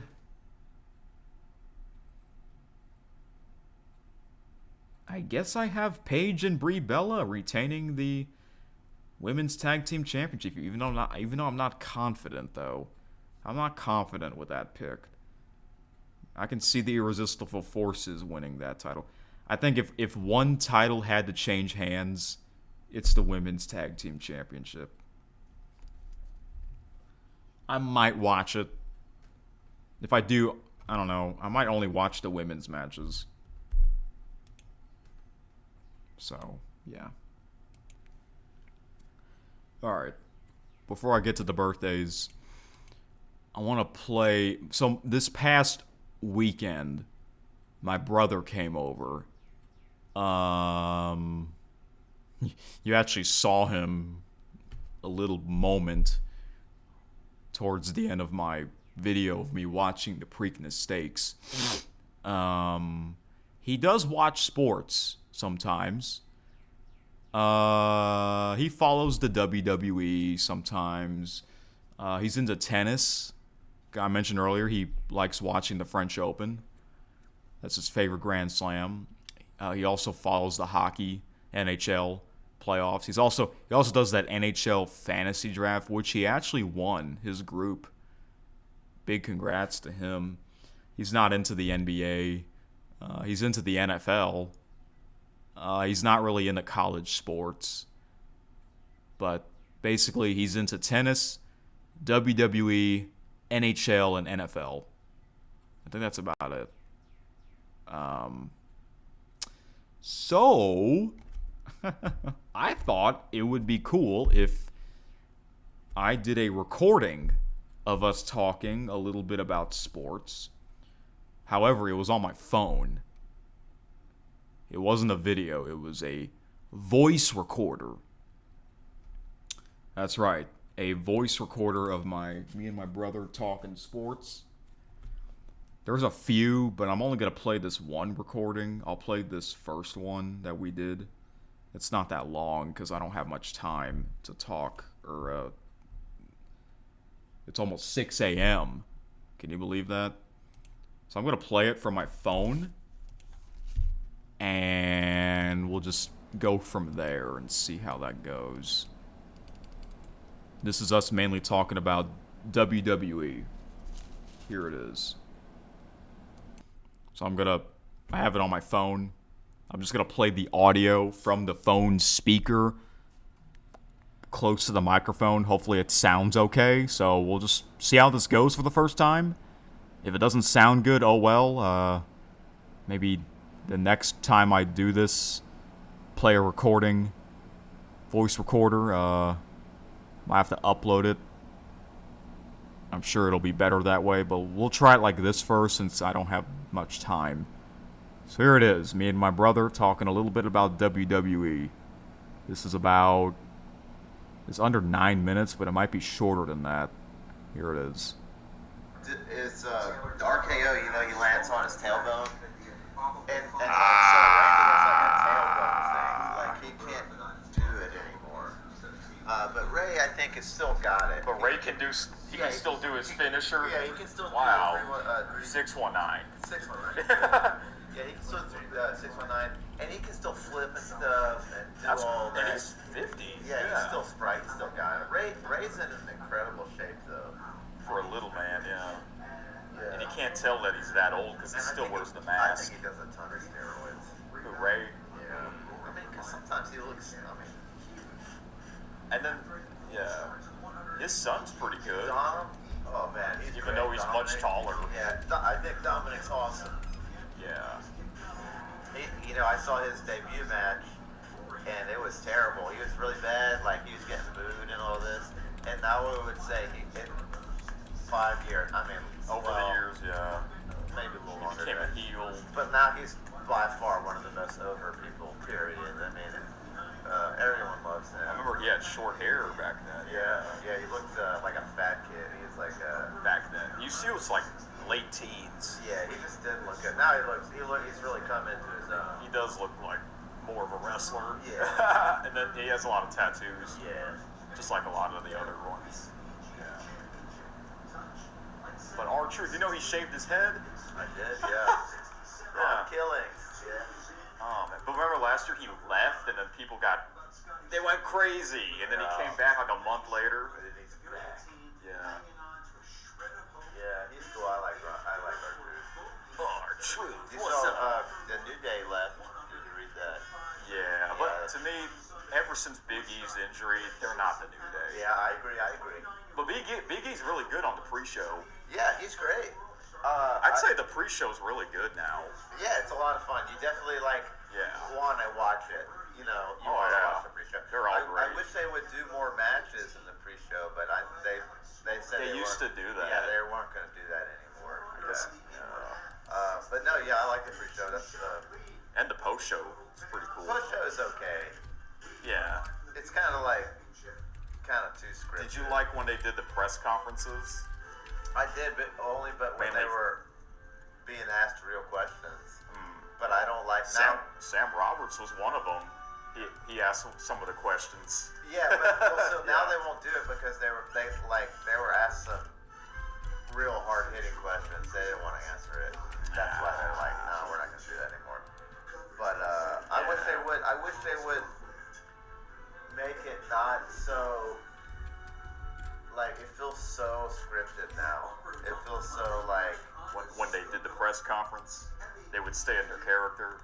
Like in the press conference, you kind of didn't know what was going to happen because it was like the real public being like, "What do you think about this? You going to go to Saudi Arabia after this?" It was like real. They're really asking them stuff.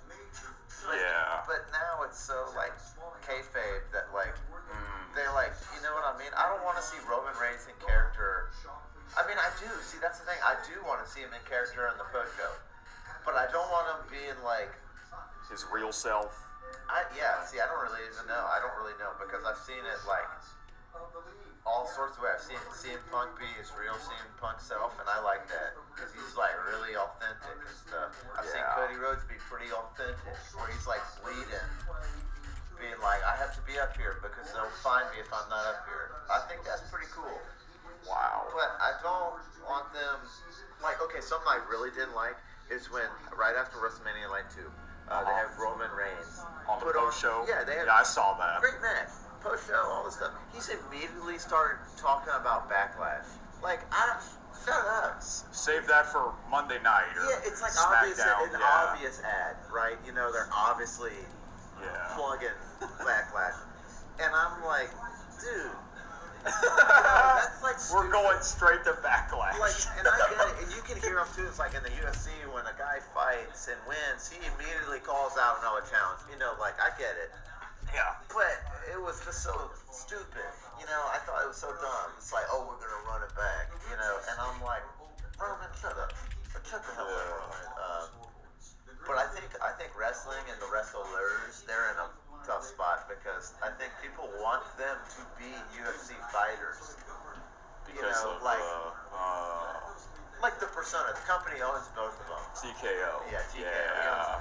So I think there's some of that, and then I had been reading all the UFC fighters are really jealous of the wrestlers because they make like 10 times their salary. Wow. But the UFC fighters are really fighting. Right. So there's like a lot of animosity between the two companies and stuff. And you so notice, I don't know, yeah. You notice UFC, they never do stadium events. It's always arenas. They can't sell a stadium out. They can't do it. They can't because Maybe that might UFC be. as a whole is like losing interest. It's losing popularity. It's not as popular as it used to be. Is It's it? like dying. Yeah. Oh man. Because it's like they can't make a superstar. Like they always talk about in wrestling, you have to have like a superstar. Yeah. Like a Cody Rhodes or The Roman face. Reigns. Like somebody that like. The face of the company. Yeah. Yeah. So the UFC has nobody because they literally only fight like 3 times in their career and that's it. Not much. And then it's like, oh, I retired. It's like, Yeah. and then the next guy comes up. But, so that's like part of the reason it's dying.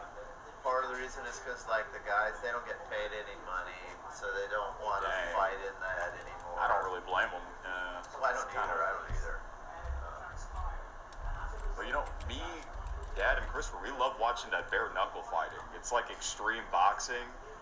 Like that's when they really fight. Yeah. Yeah, bare knuckle fighting is kind of. It's always bloody. Yeah, it's pretty rough. Oh yeah. But What's crazy is crazy. like in a real boxing. Yeah.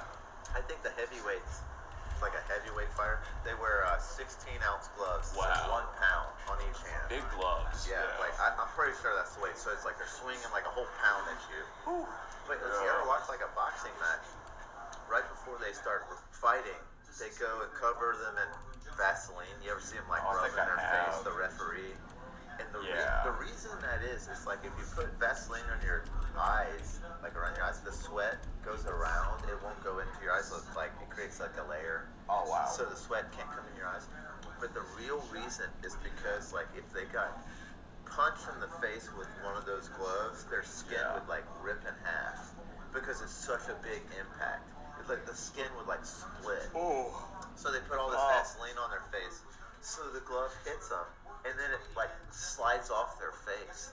That's how like intense boxing is. Like one shot could like split your skin, like literally open it up. That's when they're bleeding. Is they hit them so hard that the skin is kind of cut open. But that's why they're covering their face in Vaseline. It's not really for the sweat. It's so their skin doesn't break open after every hit. Oh wow. That's crazy. Dang. What time are you going to bed? Like now? 3 o'clock? Yeah, probably. It's almost 2:30. Oh, just about. Crazy. What a day. Let me go to my car and see if my phone is in there. Oh what? Oh no. You better not leave it left it at the restaurant. Yeah. Oh no. Oh man. All right, guys. Hope y'all can hear me. It's a conversation with my brother talking about some pro wrestling, UFC, and boxing, mainly ring sports. We have done this before, but I never actually released one of these on KSN, so I'm hoping to try this for the first time. Yeah, we'll see how it goes.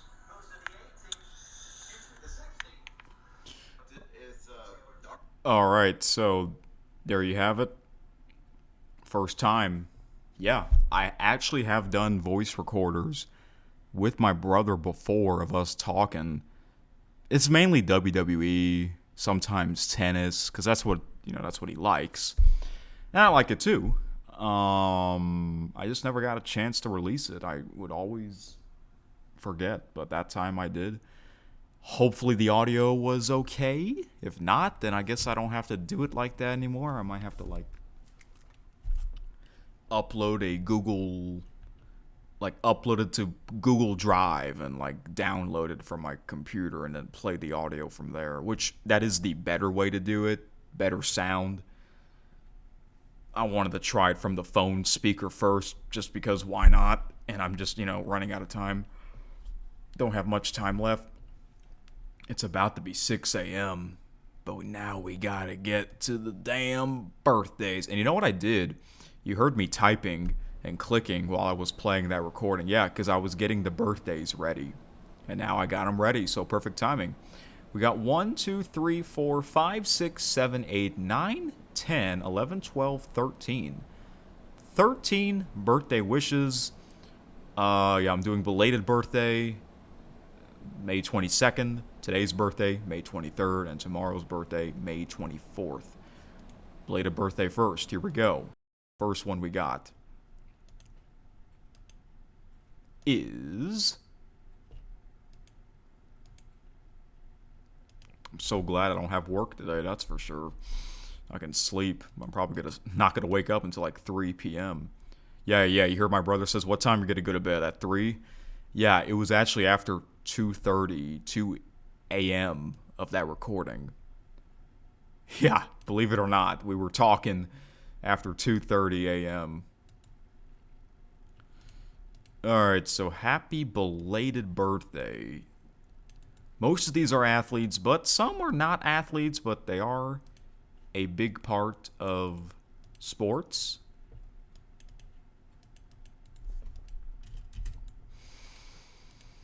His name is Mike Breen. Mike Breen. That's right. Born in New York City. Play-by-play announcer for the NBA on ABC, who previously worked on NFL on Fox and NFL on NBC. I did not know that. Before fame, he graduated from Fordham University. Trivia, he became the voice of the New York Knicks games on MSG Network. That stands for Madison Square Garden Network. Family life, he had 3 children with his wife, Roseanne. Associated with, he called a number of games alongside Mark Jackson before Jackson was hired to coach the Golden State Warriors. So Mike Breen is the voice of the NBA on ABC. For many years, the NBA Finals have been on ABC for the past 20 years, I think, in a row, which is crazy. So Mike Breen's gonna... Wait, was Mike Breen the voice since the very beginning? I don't know. Maybe he was. I don't know. But I know it's like the past 10 years at least. Over 10 years. He's been calling NBA final games. And he'll be calling another one. He's great. I got to know a little bit more about him. Hey, he's the voice of the New York Knicks. It would be cool to see the New York Knicks in the NBA Finals so we can hear Mike Breen call Knicks on at the NBA Finals. All right, gotta move on here. Next, we got Julian Edelman, former NFL quarterback, or no, wide receiver, excuse me, who made his NFL debut in 2009 for the New England Patriots and helped the team win Super Bowls 49, 51, and 53. He was named Super Bowl MVP of Super Bowl 53 after catching 10 passes for 141 yards. Before fame, he played 1 year of college football at College of San Mateo and 3 years at Kent State University. Trivia, in college he was a quarterback, but after being selected in the 7th round of the 2009 NFL Draft, he converted to a wide receiver. How interesting is that? In the 7th round of the NFL Draft. Family life, he was born in Redwood City, California. He had a daughter named Lily with Swedish model Ella Rose in 2016. He later dated supermodel Adriana Lima. Associated with, he became a favorite target of Tom Brady on the Patriots. Yep, that was part of the golden era of the New England Patriots, the Brady-Belichick era. Next is Bryan Danielson. He was known as Daniel Bryan in WWE, who became a multiple-time WWE champion and also won the World Heavyweight Championship as well as the U.S. Championship. He's also a WWE Tag Team Champion and winner of the WrestleMania 31 Intercontinental Championship. He won the AEW World Championship in 2024. Before fame, he began training in the Texas Wrestling Academy after graduating from high school. Trivia: he is considered one of the founding fathers of Ring of Honor Wrestling. Family life: he was born Brian Lloyd Danielson to Darlene and Donald Danielson. He has an older sister named Billy Sue. He married fellow wrestler Brie Bella in 2014. They had a daughter named Birdie in 2017 and a son named Buddy in 2020. Associated with, he trained with Shawn Michaels at the Texas Wrestling Academy. So, he's more well-known in WWE than AEW because he was in WWE for many years. And he became known as the Yes Movement. He would do this, if you're watching. Yes, yes, yes. And that became an iconic chant. Then he became the face of the WWE for like a year. He had something called, he had a WrestleMania moment. Michael Cole called it a miracle on Bourbon Street. WrestleMania 30, the main event, where he made history. He won 2 WrestleMania matches. It was crazy. I mean, I wasn't watching it at the time, but I watched a lot of the history of the WWE. And then he had that injury. And it kind of forced him out of action. And then he retired, but then he became SmackDown general manager.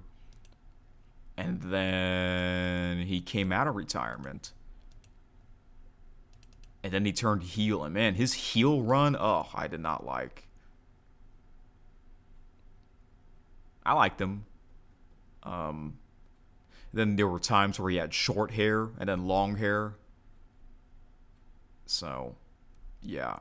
And yes, I do know Brie Bella. Hey, Brie Bella is the current one half of the women's tag team champion. That's interesting. All right, next is Novak Djokovic. Yep, and we were just talking about him. 39. Perhaps the greatest tennis player of all time. Serbian tennis star who achieved his first #1 world ranking in 2011 and won his first major tournament at the 2008 Australian Open. He has won 24 Grand Slam singles titles, including 10 Australian Opens. Before fame, he was discovered as a 6-year-old by Yugoslavian great Jelena Jencic.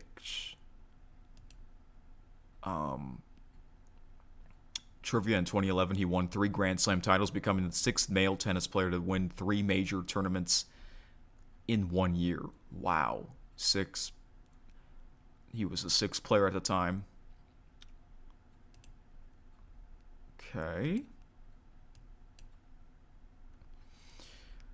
Family life: the son of, I can't pronounce his parents' names. He has 2 brothers. All right. He married Jelena Djokovic in 2014. I've seen her before. She looks very beautiful. I will say that. He has a son named Stefan and daughter named Tara. Associated with, he and Roger Federer develop a great rivalry as Federer outplayed him during their early matchups, but Djokovic evened things up over time. That is a great rivalry, but I'd say the best rivalry for Novak, as well as the best rivalry in men's tennis, is Novak against Rafael Nadal. They played each other, I believe, I want to say 60 times. And Novak has the head-to-head record 31-29. I mean, that's a rivalry. That's a rivalry. and they were both in the longest Grand Slam final in history, which is the 2012 Australian Open final, which lasted almost 6 hours. That's insane. And this is back, both players were in their mid-20s. They were in their prime. Now I'm in my mid-20s. Can you believe that? And here is Novak, looking to win his 25th major, which I hope he does. I feel like if he does, he might retire as champion, because I think that's the real reason why he's still competing.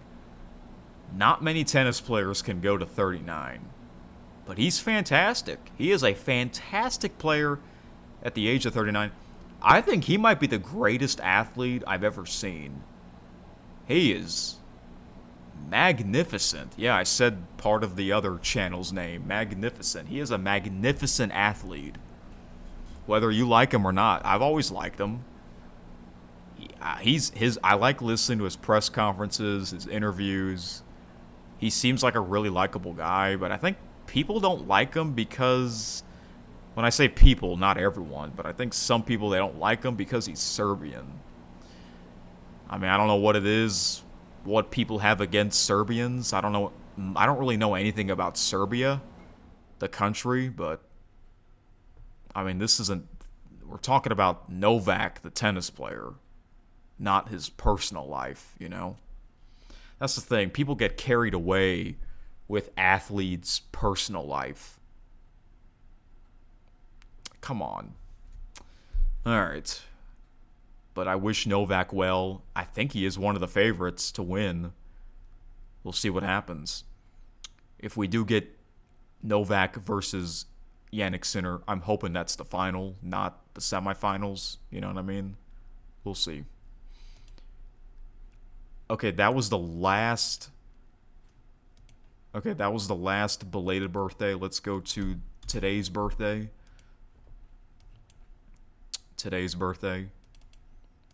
First one is Jordan Zimmerman, 40 years old.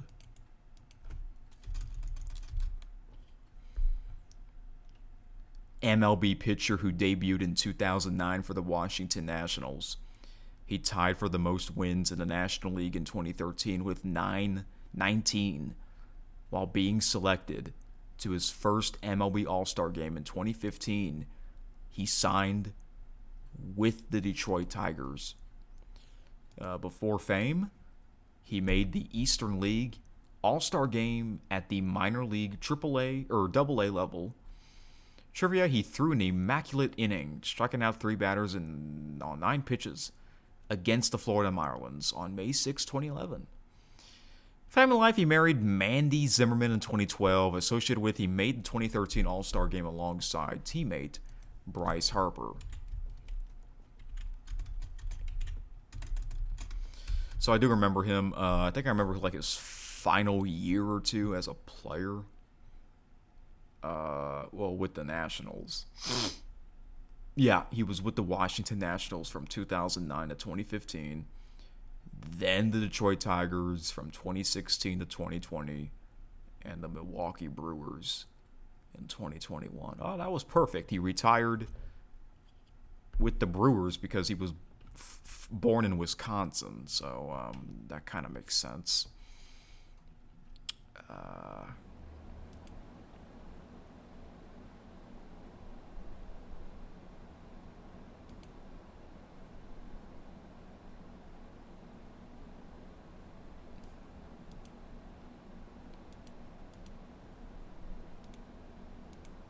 Okay. Moving on now. Legendary tennis player. His name is John Newcombe. 82 years old. I've heard of this player before. Born in Sydney, Australia. Former Australian world #1 ranked tennis player who won nearly 70 titles in his career. Before fame, he won the Australian Juniors Championships 3 years in a row. Trivia, he became the president of the Association of Tennis Professionals. Family life, he fathered 3 kids with his wife Angie, whom he married in 1966. That's 60 years ago. Can you imagine being married for that long? Like, holy shit, you know? Congratulations, seriously. Associated with, he was George W. Bush's drinking buddy the night Bush was stopped for driving under the influence. What? I never knew that. But he was a player from the 60s and 70s. Like way back in the day of tennis, back when they used wooden rackets. All right, next player, Victor Espinoza, a jockey, horse jockey from Mexico. Mexican jockey best known for jockeying Triple Crown winner American Pharoah in 2015. He also received the ESPY Award for Best Jockey in 2014 for his work with California Chrome. Before fame, he was a bus driver in Mexico City at the age of 17. Trivia: he famously won the Kentucky Derby and the Preakness Stakes on the back of the California Chrome in 2014, but failed to complete the coveted Triple Crown that year, falling short at the Belmont Stakes. Family life: he has 11 siblings. Associated with, he and Calvin Burrell are both multiple-time winners of the Kentucky Derby. So yeah, I do remember Victor Espinoza riding on California Chrome in 2014 and American Pharoah in 2015. Haven't seen him much since. I mean, he's 53, so I guess he's retired. But yeah, those 2 horses will be remembered forever. Yeah, he won back-to-back Kentucky Derbies and Preakness Stakes in 2014 and 2015. And I saw those live. Last birthday for today is Alexandria Ayla, the Filipino female tennis player who will be at the French Open. How exciting is that? So she turns 21. Wait, that's not her. Filipino tennis player who in September 2022 became the first Filipino player to win a junior Grand Slam singles championship and the only Filipino to win multiple junior tennis titles. She has more than 1 million followers? Wait, what? Is that true?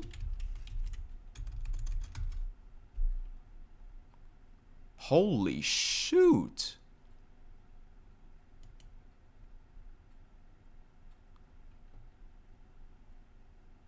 Holy crap.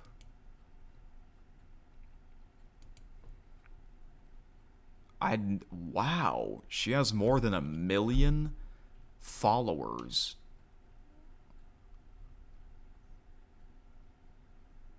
I think it's because of her history. First Filipino player to make history, winning a juniors title, Grand Slam singles title. That's amazing.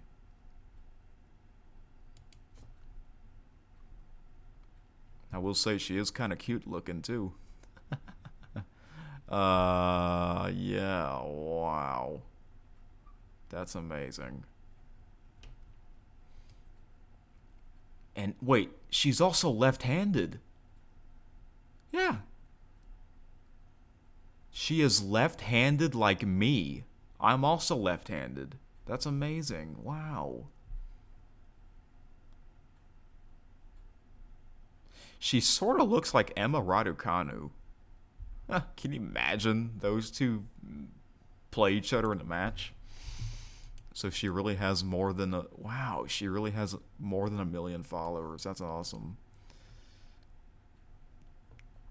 Before fame, at the age of 12, she won the 2018 Le Petit As 14 and under tournament.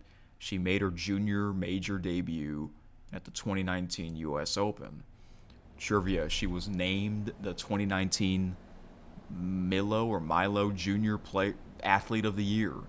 In May 2022, she represented the Philippines at the 2021 SEA Games in Hanoi, Vietnam, which were postponed due to the COVID-19 pandemic.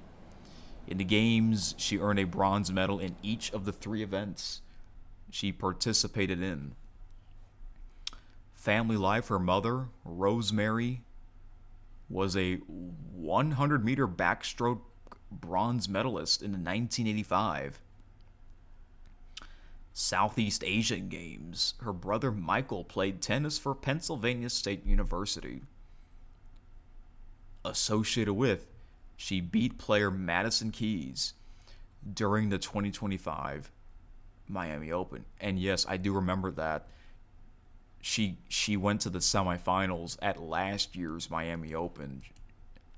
What a run she had. That was awesome. That was like the beginning of her rising up. Her rankings boosted after that, basically. So I wish her well. Because, you know, she's Filipino. I'm half Filipino. She's left-handed. I'm left-handed. I'll try to watch her first match. It's a tough one. She's playing against a great American player. We'll see how that goes. Okay. That was the last birthday. Now we got 5 birthdays left. Happy early birthday. The first one is pro wrestler Elijah Burke. So, Elijah Burke. Oh, wow, he's 48. He'll turn 48. Elijah Burke. So, I don't know much about him, but I just remember his name. So, let's read some about him. Born in Jacksonville, Florida, former WWE wrestler, best recognized for his time as the Pope D'Angelo De Niro in TNA. Yeah, he's more well known in TNA. Before fame, he was a police officer and amateur boxer before starting his wrestling career. Trivia, he was named the most improved wrestler of the year by Pro Wrestling Illustrated in 2010. Family life, he and his siblings were raised in Jacksonville, Florida. Associated with, he was a guest on Ghost Hunters with Jason Hawes in 2007. Okay, so that I don't know. So yeah, some athletes I would just hear their names but not know much about them, and he's one of them. Next one is Barton Colon. I do know a little bit more about him. He's a pretty historic pitcher, former pitcher. Born in Puerto Plata, Dominican Republic. All-star starting pitcher who won a Cy Young Award in 2005. Winning 21 games for the Los Angeles, I'm just going to say Anaheim Angels. It just makes more sense to call them that, the Anaheim Angels. He helped the New York Mets reach the World Series in 2015. Before fame, he grew up in Altamira, Dominican Republic without indoor plumbing, electricity, or running water. What? Trivia, early in his career, he had a blistering fastball that sat in the mid-90s. As his velocity faded, he learned to rely more on movement. Family life, he married a woman, Rosanna, whom he had known since he was 13. Together, they had 4 sons. Associated with slick fielding shortstop Omar Vizquel was his teammate on the Cleveland Indians. Didn't he hit a home run? I mean, I know that's so exciting whenever a pitcher hits a home run. Didn't he hit a home run in San Diego? Because I saw that clip, and then Gary Cohn got so excited. New York Mets, longtime Mets play-by-play announcer. He said, "It's out of here!" You know? I mean, what a moment. Even the Padres crowd was cheering for him. Yeah, they gave him a big standing ovation. That's awesome. But this player, he played on a bunch of teams. Yeah, I believe he played on a bunch of teams.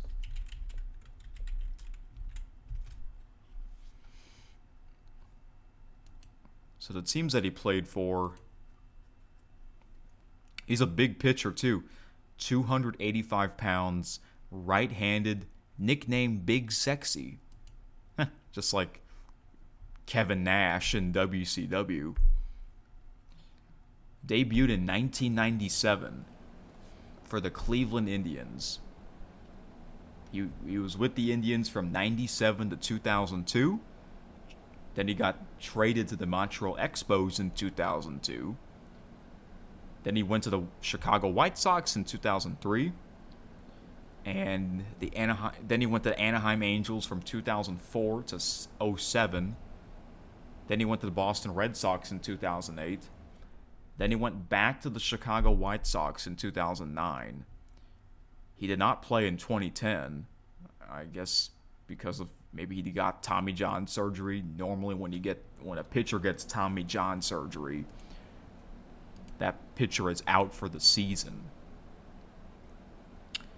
Then he went to the New York Yankees in 2011.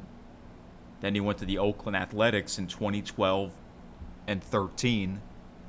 Then he went to the New York Mets in 2014 to 2016. Then he went to the Atlanta Braves in 2017. Then got traded to the Minnesota Twins in 2017. And then his last MLB appearance, Texas Rangers in 2018.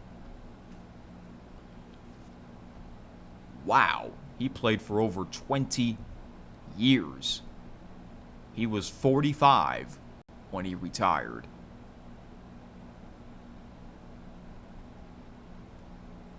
I wonder if he's not in the Hall of Fame. Is it because he didn't win the World Series? I don't know how the Hall of Fame works in baseball. If you have to be a world champion, a World Series champion to be in the Hall of Fame. But he is a pitcher that will be remembered forever. Yeah, look up his home run. Bartolo Colon hitting a home run. Okay, 2 more to go. Fabio Fognini.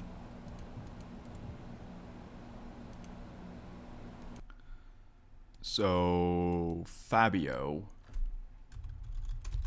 will turn 39, an Italian former player who was once the Italian world number 1. And he was also the world number 24 in singles rankings. He began playing tennis at the age of 4.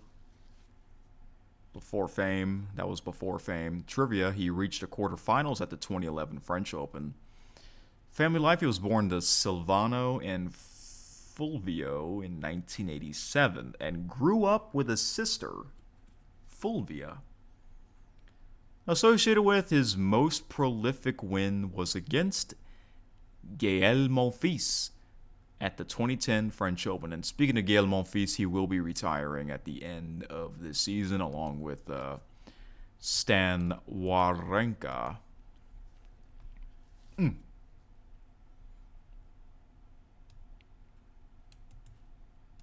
Now there's quite a bit of Italian players. Of course, Yannick Sinner.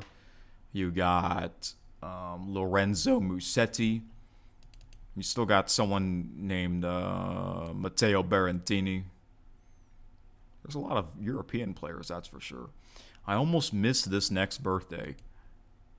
So we do got 2 more. One more after this one. Nathan Rourke. Or Rourke. I forgot how to pronounce his last name.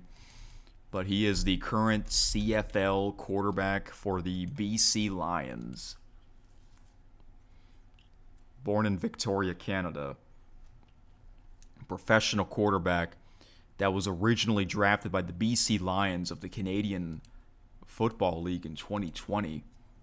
After 2 seasons with the CFL, he then signed a multi-year deal with the Jacksonville Jaguars in January 2023. Before fame, initially he began his collegiate football career at Fort Scott Community College. He later transferred to Ohio University.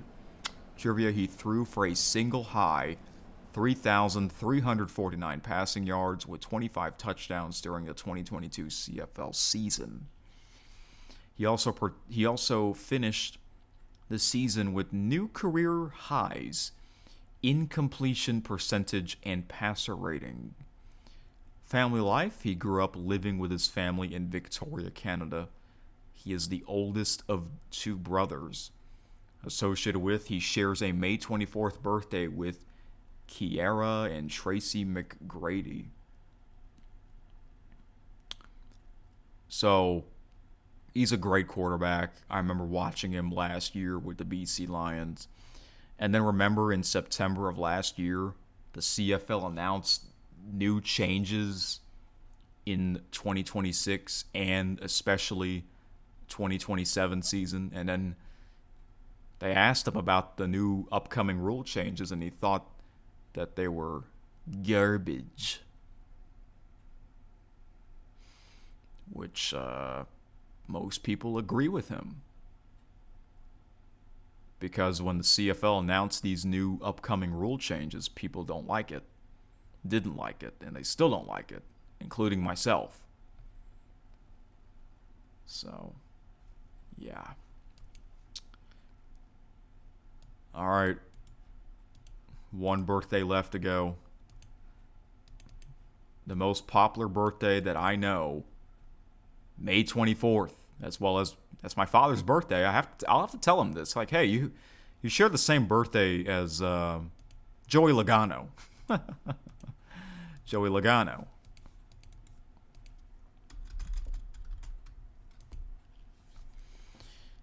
Also known as sliced bread. What? I never knew that. He won the Daytona 500 in 2015, as well as the Major 300 at the Kentucky Speedway in 2008. Before fame, he knew early on that he was destined to be a racer and started competing behind the wheel at the age of 6. Wow. Trivia, in 2009, he was named the Sprint Cup Series Rookie of the Year. Family life, he raised by his mother, Deborah Logano, and father. He was the youngest sibling in his family. He married Brittany Baca in December 2014. Associated with, he featured race car driver Daniel Suarez in an Instagram photo he shared on his account in March 2021. So I do remember Joey Logano over 10 years ago in NASCAR, and he was really young. He must have been really young when he made his debut. Yeah, it says in 2009 he was named the Sprint Cup Series Rookie of the Year. He was only 19 at the time. Like, holy smokes. So, he was actually in the Indy 500, I believe, a couple years ago.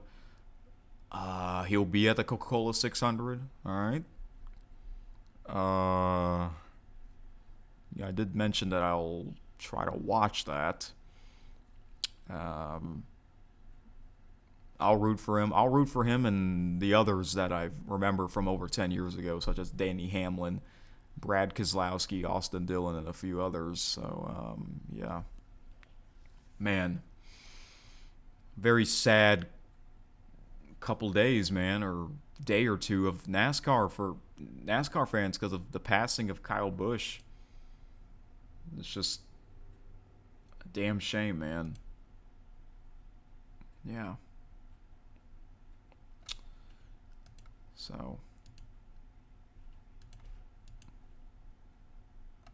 All right. Okay, so.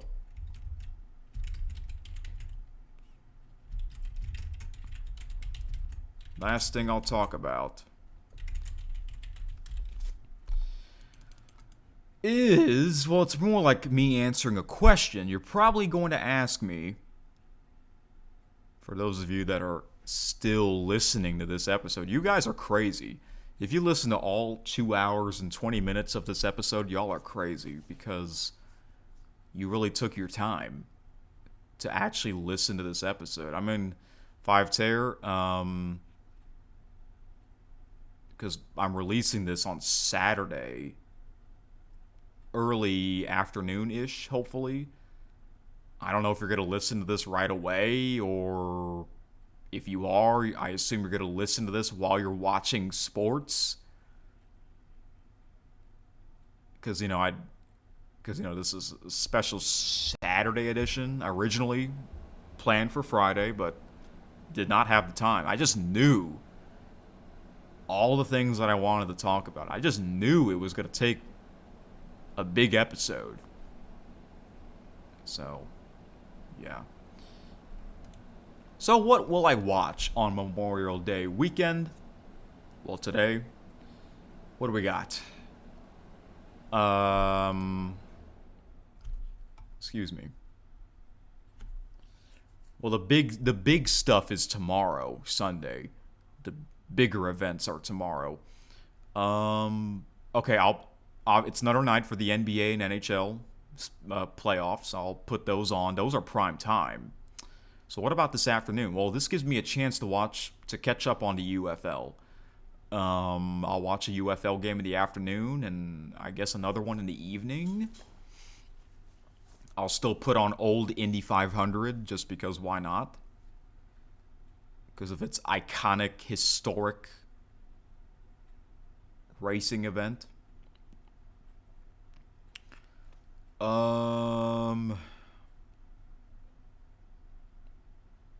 I'm not going to watch any MLB because of all these other events. What time does Saturday night's main event come on? 7 o'clock?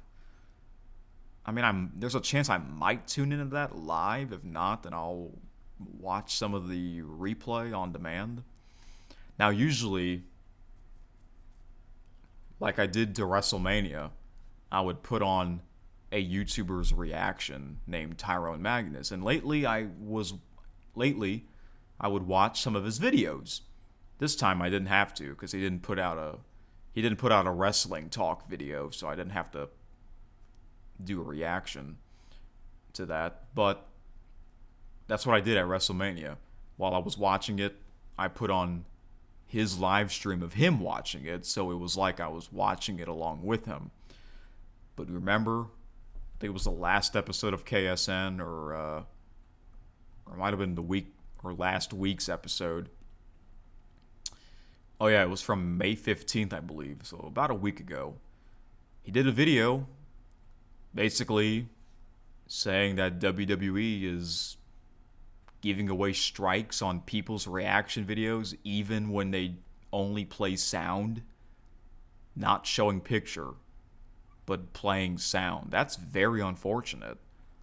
Because it wasn't like that for WrestleMania. He would play the sound throughout the show, right? Throughout WrestleMania, so that way I can match my audio, my TV audio, to his TV audio. But now it's not going to be like that anymore. It's pretty much him wearing headphones, and we're not going to be able to hear the TV, his TV. So I don't know how am I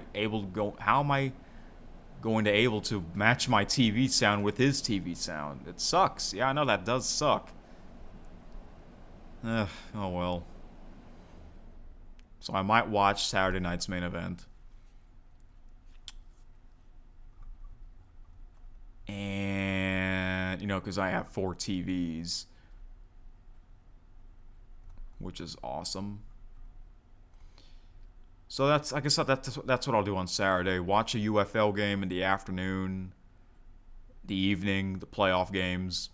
And also, this has kind of became a weekly tradition that I would do on my own time. And that is listening to music on my TV, my big TV, because it's a Sony. And it has a sound bar built into the TV, so it has fantastic sound. And for the past 3 weeks or so, or 4 weeks, on the weekends, mainly Saturday night, I would listen to music videos of my favorite bands.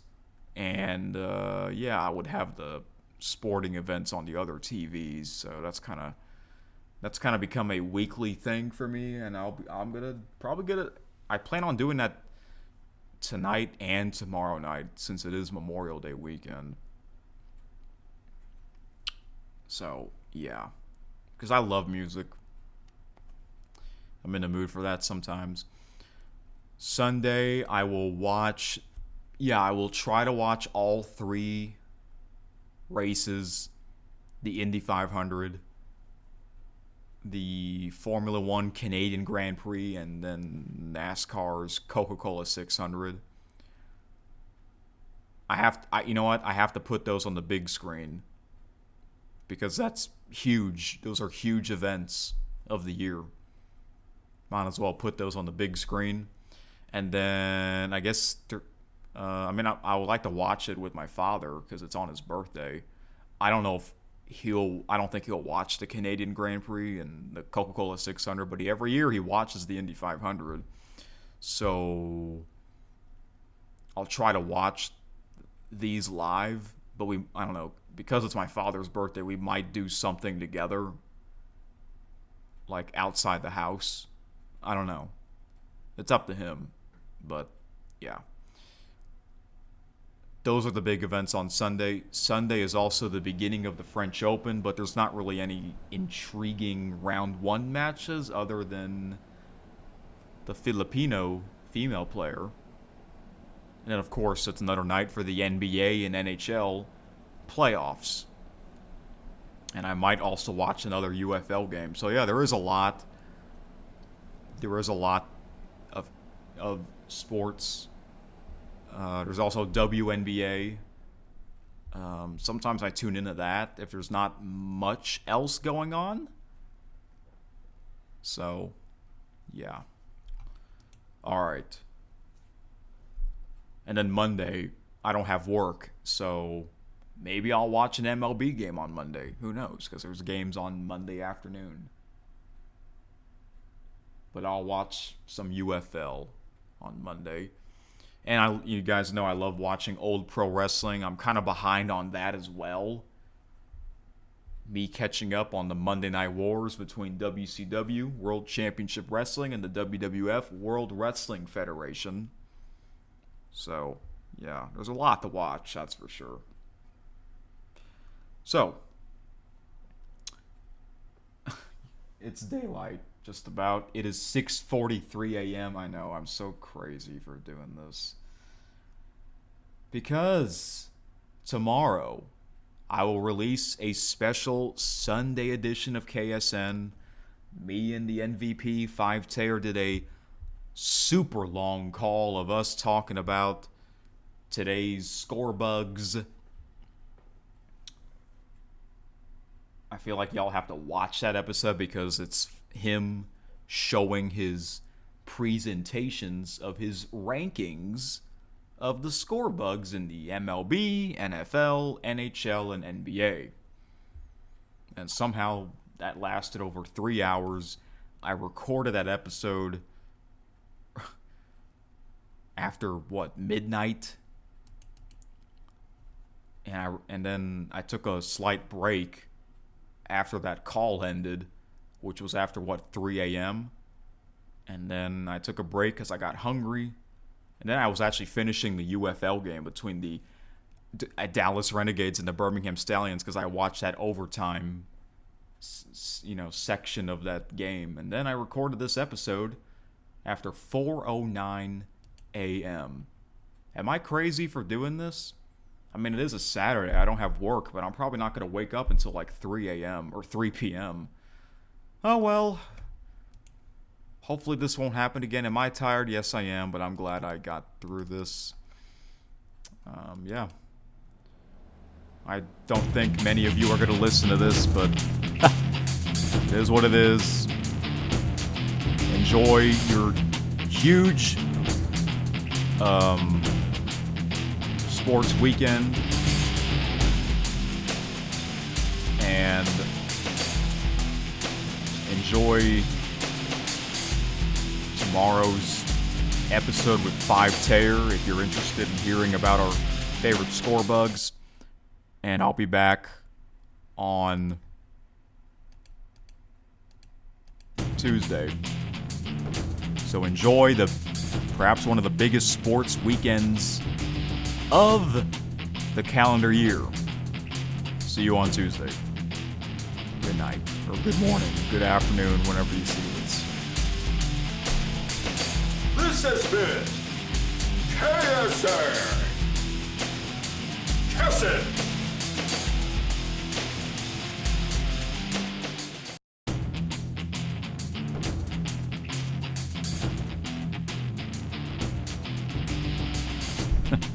Turns out I forgot to repeat. I forgot to turn the repeat off of this danger music.